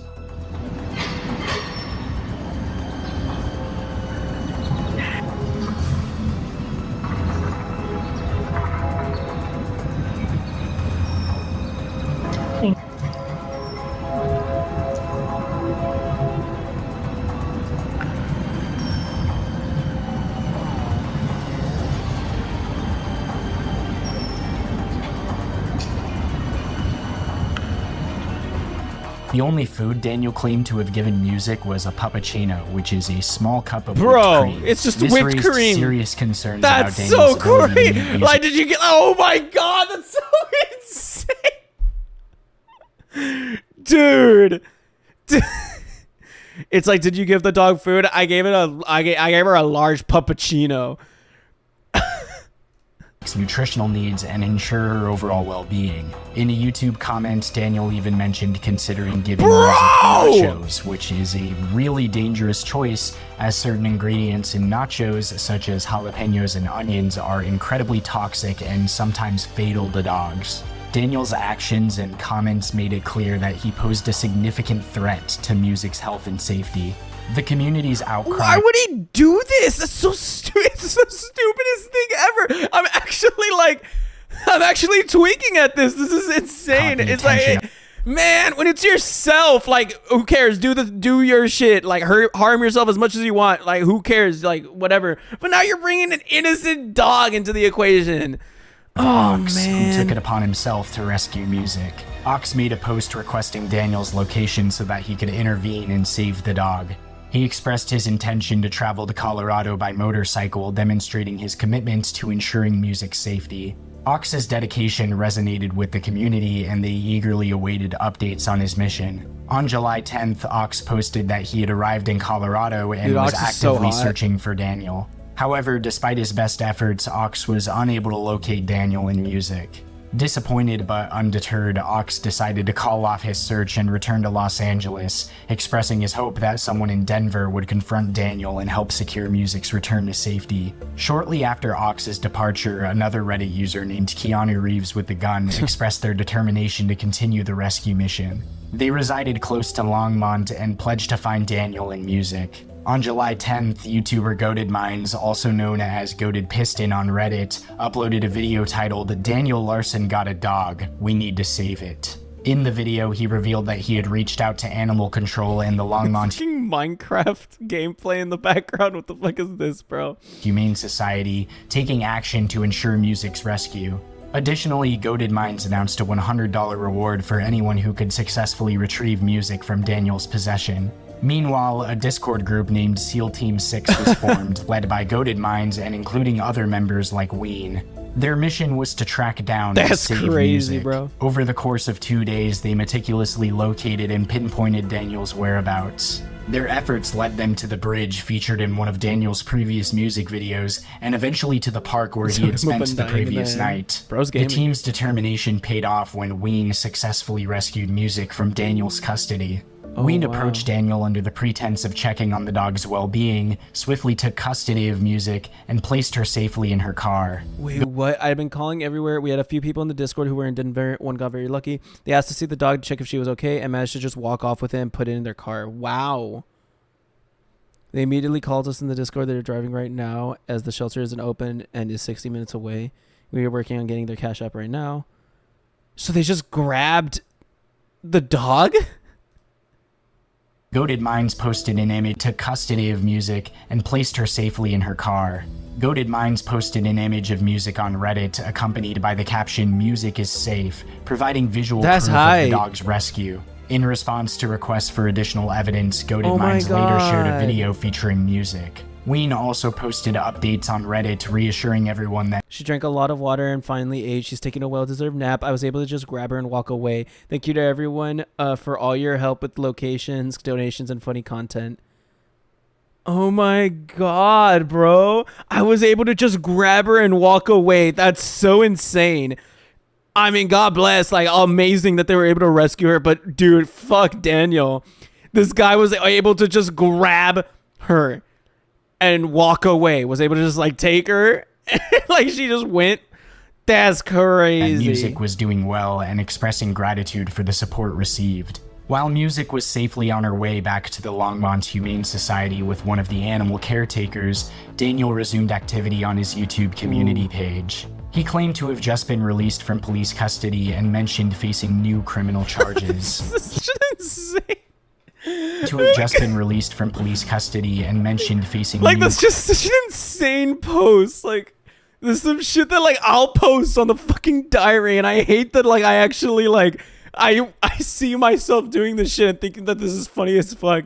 Like just a random ass comment is I got new criminal charges and getting 81 likes out of it. Criminal charges. He desperately sought the community's help in retrieving the dog, implicating World of T-shirts into the dog napping situation. In a state of distress, Daniel recounted his experiences, often repeating fragmented details in a convoluted and disordered manner, making it challenging to decipher the chronology of events. In the midst of this tumultuous period, Daniel engaged in a call with Goated Minds, who recorded the conversation and later uploaded it to YouTube. The recording provided insights into Daniel's erratic behavior and his incoherent ramblings about the events that had transpired.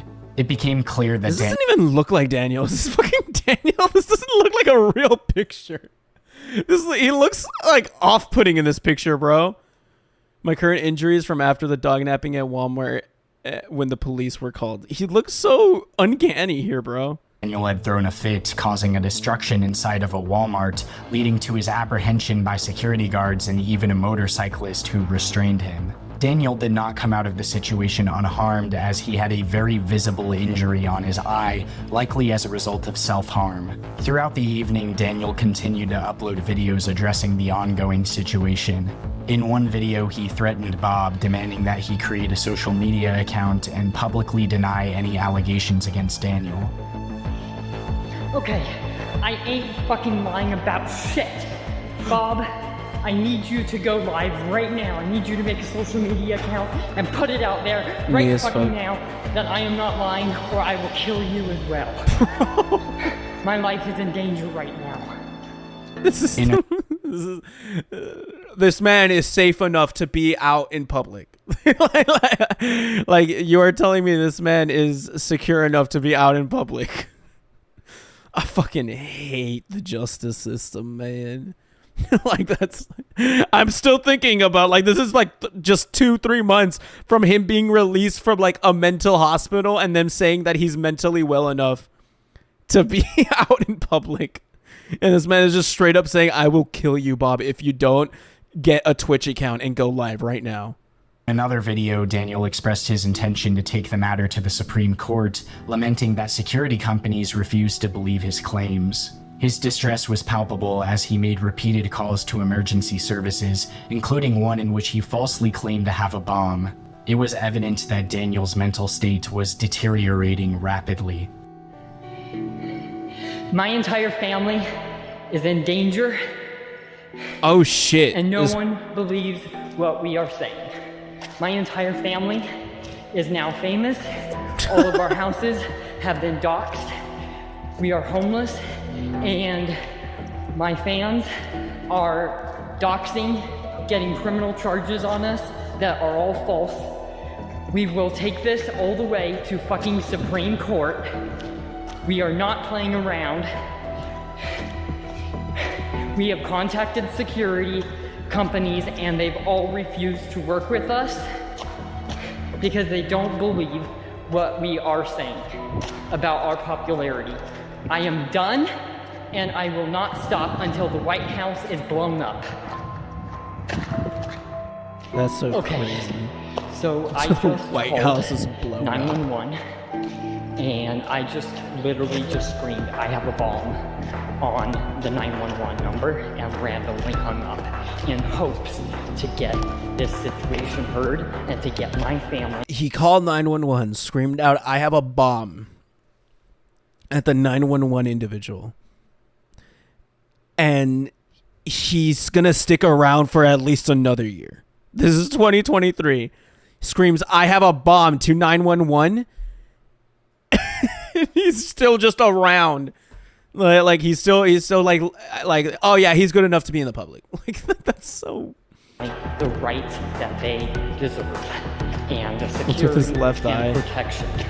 I'm sick and tired. Well, his right eye. It looks like he's bruised. Assaulting, harassing, beating up my family, injuring people, stealing dogs, doxing, and stealing money, fraudulent shit, blaming it on me and my family, and then to make everything worse, say that it's my fault. I'm done. I'm sick and tired of this, and I will, like I said, take it all the way until this gets heard. And if charges will be pressed, I will sue the entire... I'm sure less than one person in 20 that I know IRL would have the slightest idea of who he is. I haven't asked anybody in like my life if they know who Daniel Larson is. I wouldn't doubt my sister would know, because apparently he was a big thing on TikTok. No, I didn't know who he was before this. Apparently, like his whole thing is like Zoomer lolcow. So like I don't know if like I were to ask like my sister if she knows who he is, if she would know. But I mean, who fucking knows? I do remember Daniel saying that on the news. U.S. government and Supreme Court.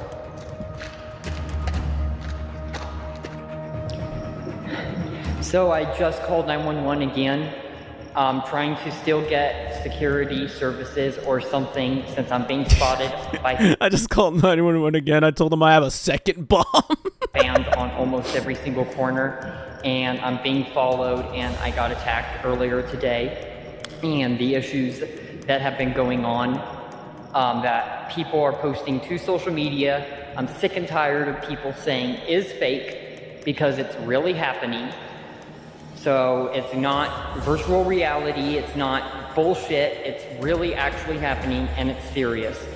I just called 911 for a second time in under an hour, and they still don't believe what I'm saying. This is bullshit for Colorado, and I'm about to literally try to take this to Supreme Court, or it's going to go down at the fucking hospital, because I am done. Daniel's last content for the night was a YouTube live stream where he filmed himself interacting with emergency medical technicians. That's so bright. I am a singer-songwriter. Celebrity. Yeah, Denver, fuck Colorado, you, dude. Oh my god. Currently homeless, and I am known by most police officers, most hospitals, most people, I should say. And I'm getting spotted on almost every single street corner, okay, by fans, by supporters. And the last couple of days have been like actually attacked, threatened, and I have nowhere to go because I'm homeless. And I have called security companies. They are all refusing to work with me until I wonder why. So I'm in even more danger being on the street, homeless, without security. And I'm starting to fear for my life. Yes, I'm in Golden, Colorado. It is the, I want to say 11th or 12th. Or like, yeah. You know who the president of the United States is? Joe Biden. Okay, like 6'4" or something. Oh my god, he started asking him like comprehensive questions. Who is the president of the United States currently? Joe Biden. Oh my god. You know who the president of the United States is? Joe Biden.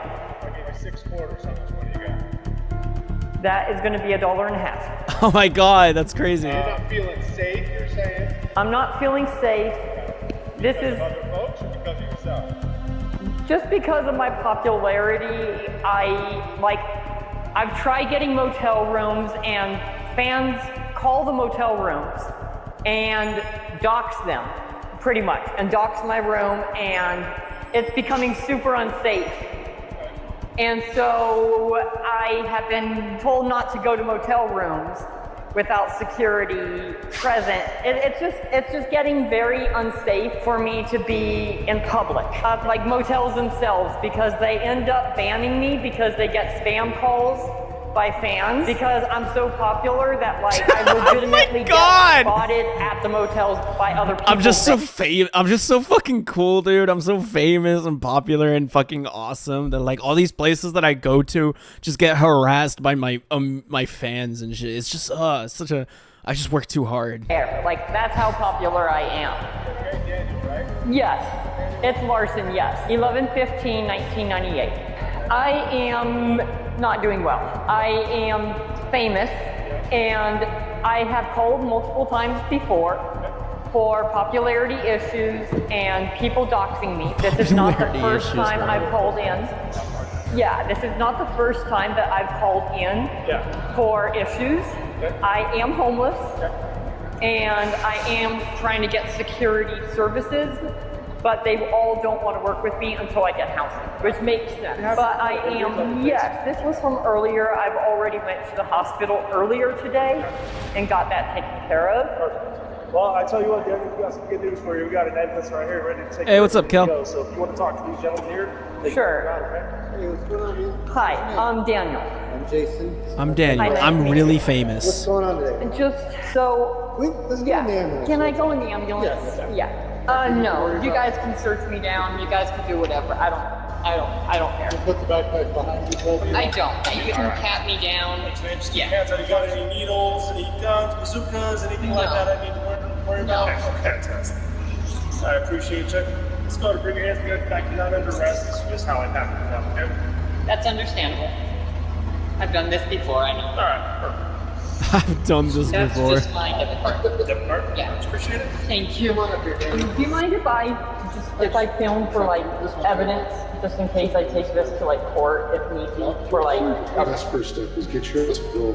We're gonna get, we'll get you into, I mean, it sounds bad, but they're gonna do a psychological evaluation to see what, once we get that accomplished, then they can get you in touch with hospital services and hospitalists that can get you in touch with some of those resources that It's to a point to where, like, it's almost like to, not in a negative way. Why the hell is he recording this? It's fucking Daniel Larson. He records anything and everything of his life, bro. But it's like I have to almost Zero fucking threaten private life. my entire fan base if they get too wild. Yeah. I don't know how to say it in a way that's not going to sound either crazy, but you know what I mean? I'm not crazy. It's a very tough situation. Like I said, I'm super sometimes famous. I just have to be the power over everyone else in the situation I'm in. Yeah, and I have no choice. Were you over at the School of Mines campus last week sometime? I was. Was there an incident with some damage on a wall or an elevator or something? Yes, there was a issue with another person that escalated and Oh shit, are they gonna talk about? Caused like a fan altercation, and it ended in like kind of assault towards me. And is that what happened to you? Not, this is from a different issue, but that's what happened last week. Oh my god, so this guy knows, this guy's got intel, this guy knows who this guy is. The wall just got messed up? Yeah, and what I did is after the fan left, after like kind of just punching me one time. What's up, Leo? And then verbally assaulting me. I called 911 then. I called the crisis center. Wait, is the audio bad? Audio sounding like the ghost realm? Both of them. The audio's fine, no? They kind of, you know, like I was saying, kind of a point to where I'm just going in circles. And what I did was I just said, you know what, I'm done. I called family. Oh, filter. And I Okay. said, you know what, I'm sick and tired of this. I will take this as far at this point as I need it to get her. Would you be okay? There's a School of Mines employee coming. Would you be able to tell him that story for me? Yes. Just explain that you had an altercation. That's how the wall got damaged. All right, we got somebody here who just wants to ask you a few questions. Hey Daniel, I'm Officer William SPD. Hi. Well, I'm contacting you today to ask you about some damage that was done to one of our walls. Yes. Do you know what I'm talking about? Yes, I do. Can you tell me what happened? So I was about last week, I got dropped off by a friend in the parking lot, the parking garage. Okay. And was walking through the building on where the stairwell is. And I'm a singer-songwriter. Of course. I already kind of talked to them about everything, gave them I've seen your YouTube. Yes. Oh, that's terrible. Oh, that's terrible. Imagine talking to a guy in an ambulance. They're like, "Yeah, I've seen your YouTube. Yeah, I've seen your stuff." It's like, oh no. I got spotted by a troll, and you know, like a fan, but on purpose trying to cause issues. Okay. And that's been happening a lot lately. And said some verbal stuff, tried to assault me, and I freaked out. I called the crisis line. They didn't believe me. When I talked to them, they thought he was crazy. Because some people are still not believing my popularity, which I'm trying to get heard right now. I'm saying this is serious, enough is enough. And I panicked and I freaked out.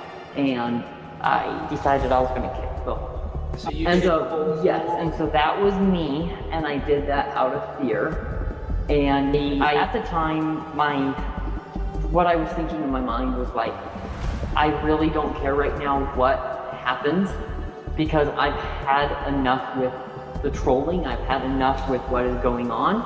I care more about my safety, and I care more about like me, my family's safety, and I want to get this heard. And that was my motive. I knew I was going to get caught. Okay.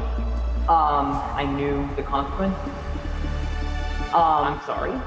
And if you want to charge me, that's okay. I don't care. But I'm trying to, at this point, just do anything I can right now to just put the message out. Like, look, this is real stuff that's going on, not a joke anymore. These fans are trolling too much. I'm not gonna lie, I feel bad for the poor police having to listen to this buffoon and not fall asleep. And it's not even police. I think it's like it's like they're in an ambulance right now. Are they not? People are not believing me. So you weren't in the room with the fans? It was in the, you know, when you go through the door, and then the stairwell's on the right. Was there anything in the room that you were in? Was it? Like... It was right in the stairwell is where the fan altercation was, and I went upstairs. And then I went out, and then I walked. Yeah, so... This area right here? Yes, so when I came in the door, right, from outside, yeah, I went into the stairwell at the top, there, right over here. Yep, That's where the fan altercation was, because somebody came in through the elevator. Gotcha. Okay? So somebody came in through the elevator, the fan altercation happened in the stairwell. They continued to go down after. I came back up. God bless the people, because I'd be losing my brain cells. Back into here, and I was just like, dude, what am I gonna do? Now, I'm tired of this happening. People need to understand, like, I'm really getting spotted everywhere I go.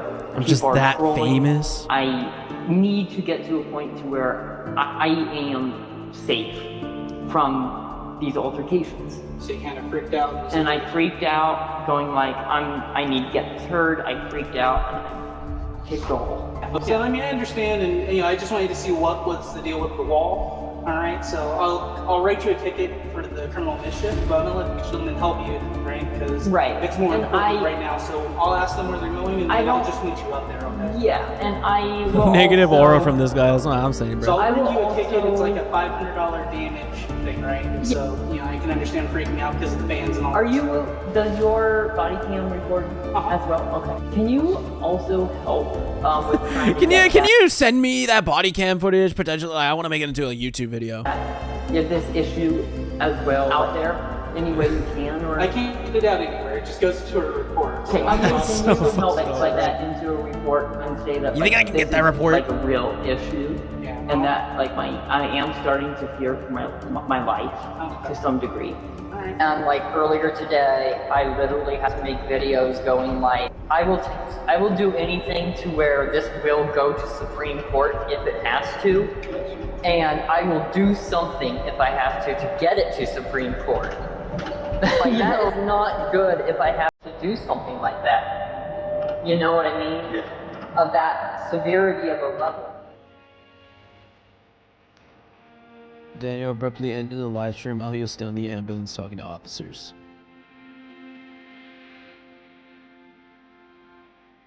He has not posted anything since. Oh, it's gonna be the same thing. He is believed to be under psychiatric hold at the Lutheran Medical Center in Wheat Ridge, Colorado, where he awaits numerous criminal charges. It's gonna be the same thing the very next day after he posts this video. Like Daniel Larson is out and back at it again. Of his criminal charges remain with unknown. part 3, In bro. the midst of these dramatic events, it became increasingly apparent that Daniel's situation was spiraling He looks out so of control. uncanny. The fact that I can see his teeth slightly here is, I feel so uncomfy. Like looking at this picture. No. The uncertainty surrounding Yo, his bro. future loomed, raising questions about potential arrests, imprisonment, or involuntary psychiatric commitments. The cycle of mayhem, madness, and destruction that defines the Daniel Larson story seems to persist unabated. As the dust settles, the next steps remain uncertain, leaving everyone to speculate about what awaits Daniel in the days to come. God, Daniel, why is it like the Stranger Things type title? Stranger Things.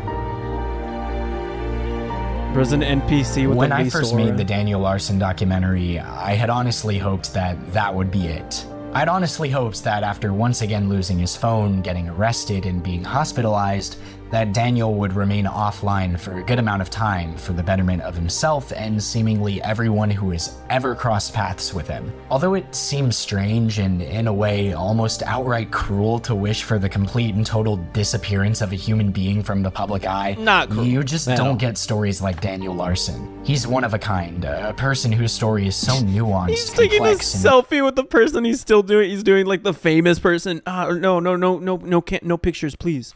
ever evolving that it's totally valid to sympathize with the tragedy of Daniel's situation, as well as to hate him for his pedophilic and predatory nature, his failure and seeming unwillingness to at least try to get his life back together, and his increasingly common displays of rage, bigotry, degeneracy, and violence. Although things have changed drastically for Daniel during the time I've been letting my video cook, he is still the only locale who did genuinely disappear person. And has I feel like reappeared we're at a point I've in not the heard of him. Larsonverse where it is becoming increasingly easy to predict Daniel's future. You'd think that after his numerous disappearances, hiatuses, and meltdowns in Las Vegas, Daniel would have at least come out of that hospital with a slightly different game plan. Good? But, of course, Shit. this is Daniel who we're talking about. The person who willingly became homeless in an effort to pursue fame. The person who willingly traveled across the entire country by bus over the span of multiple months in an effort to pursue a non-existent fictional romantic relationship with a girl who is terrified of him.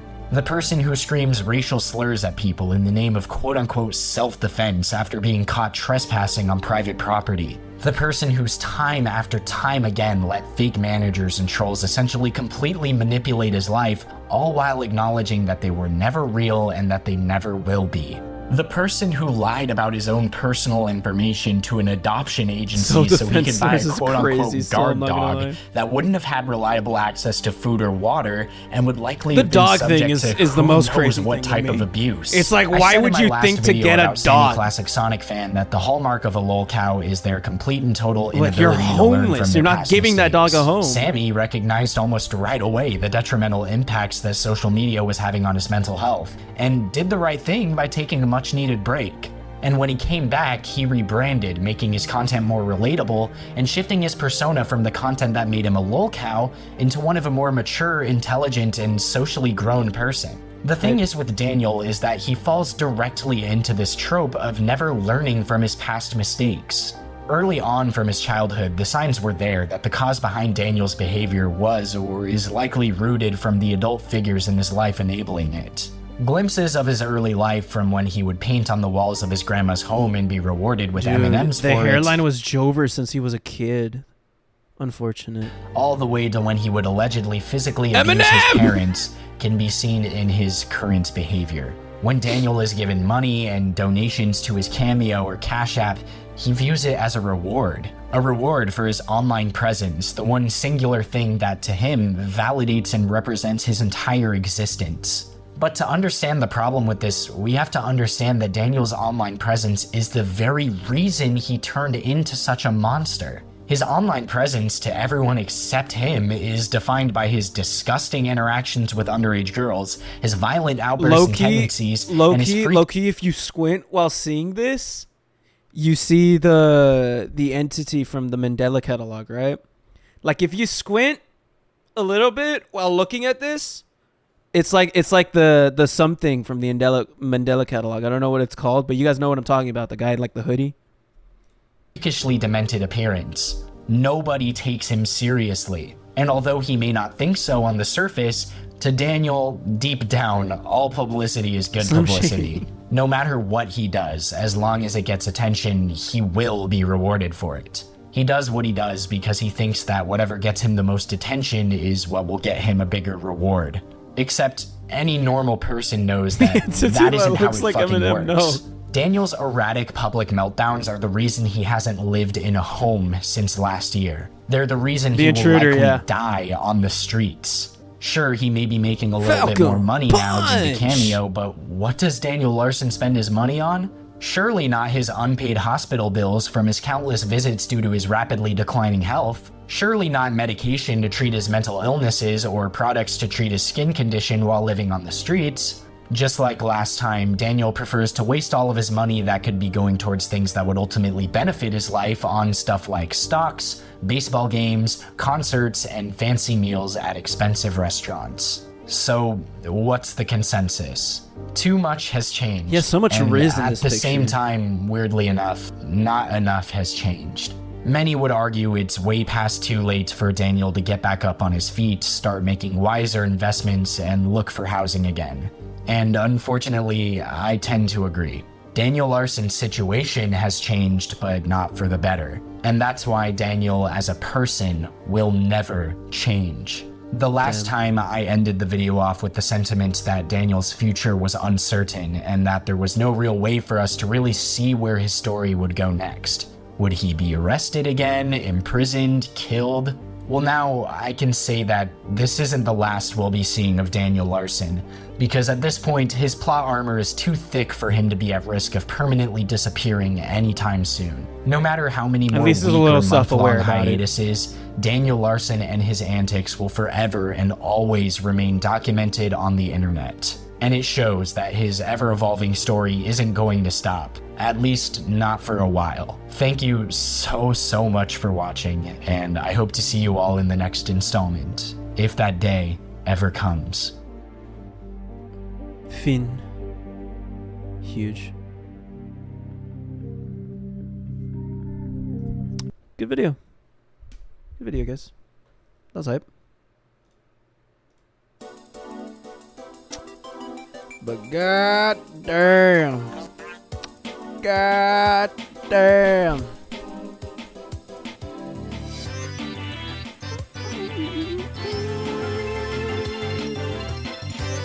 Chat, should Marc go on the Daniel Larson wiki and accidentally read a slur like the first stream? When did I do that? That never happened. That's unreal. How do you feel, Marc? Kind of indifferent. You know, over 3 months, the only thing that I hated the most, was the dog shit.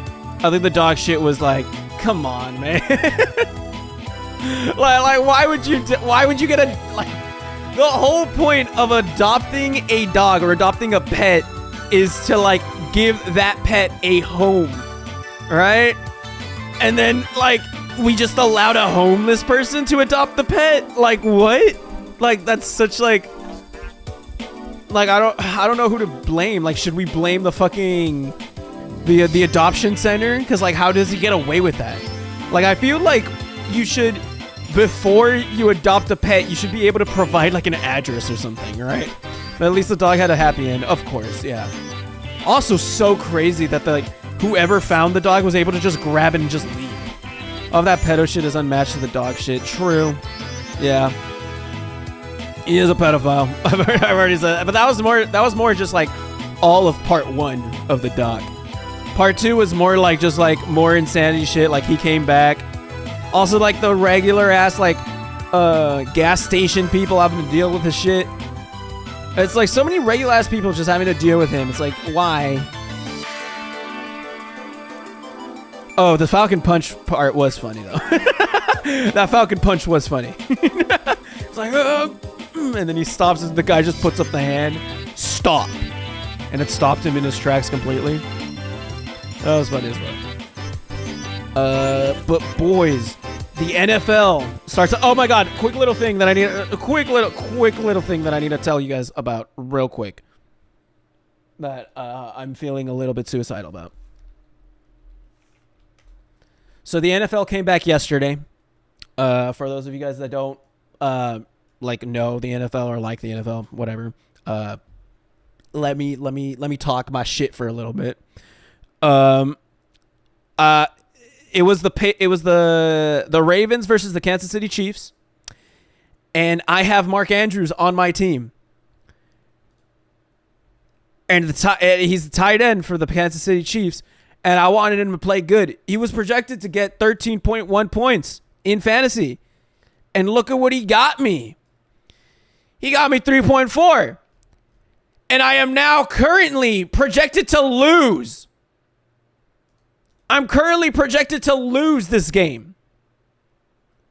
Because Aikman's Animals is projected 127. I'm projected 125. I'm actually so boned. And like, it's actually so over for me, I might die. We're going to hope that Jake Elliott gets 100 million points today. Mark, you announcing the Hunger Games live stream? No, I'm not doing that. It's Joey. Somebody showed up for the dog and the dog was like, oh, thank God, let's go. I know, dude. The fact that the dog just like continued. Just went with like this random ass person. I was like, okay, yes, I will follow you. In other unrelated news, Dogpack is getting ratioed as he should. Oh, wow, really? I have not heard anything about Dogpack. I haven't heard anything about Dogpack in a fat minute.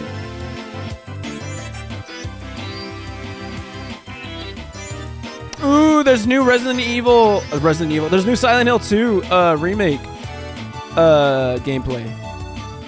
I will check that out in a bit. Probably off stream. Let me look up Dogpack.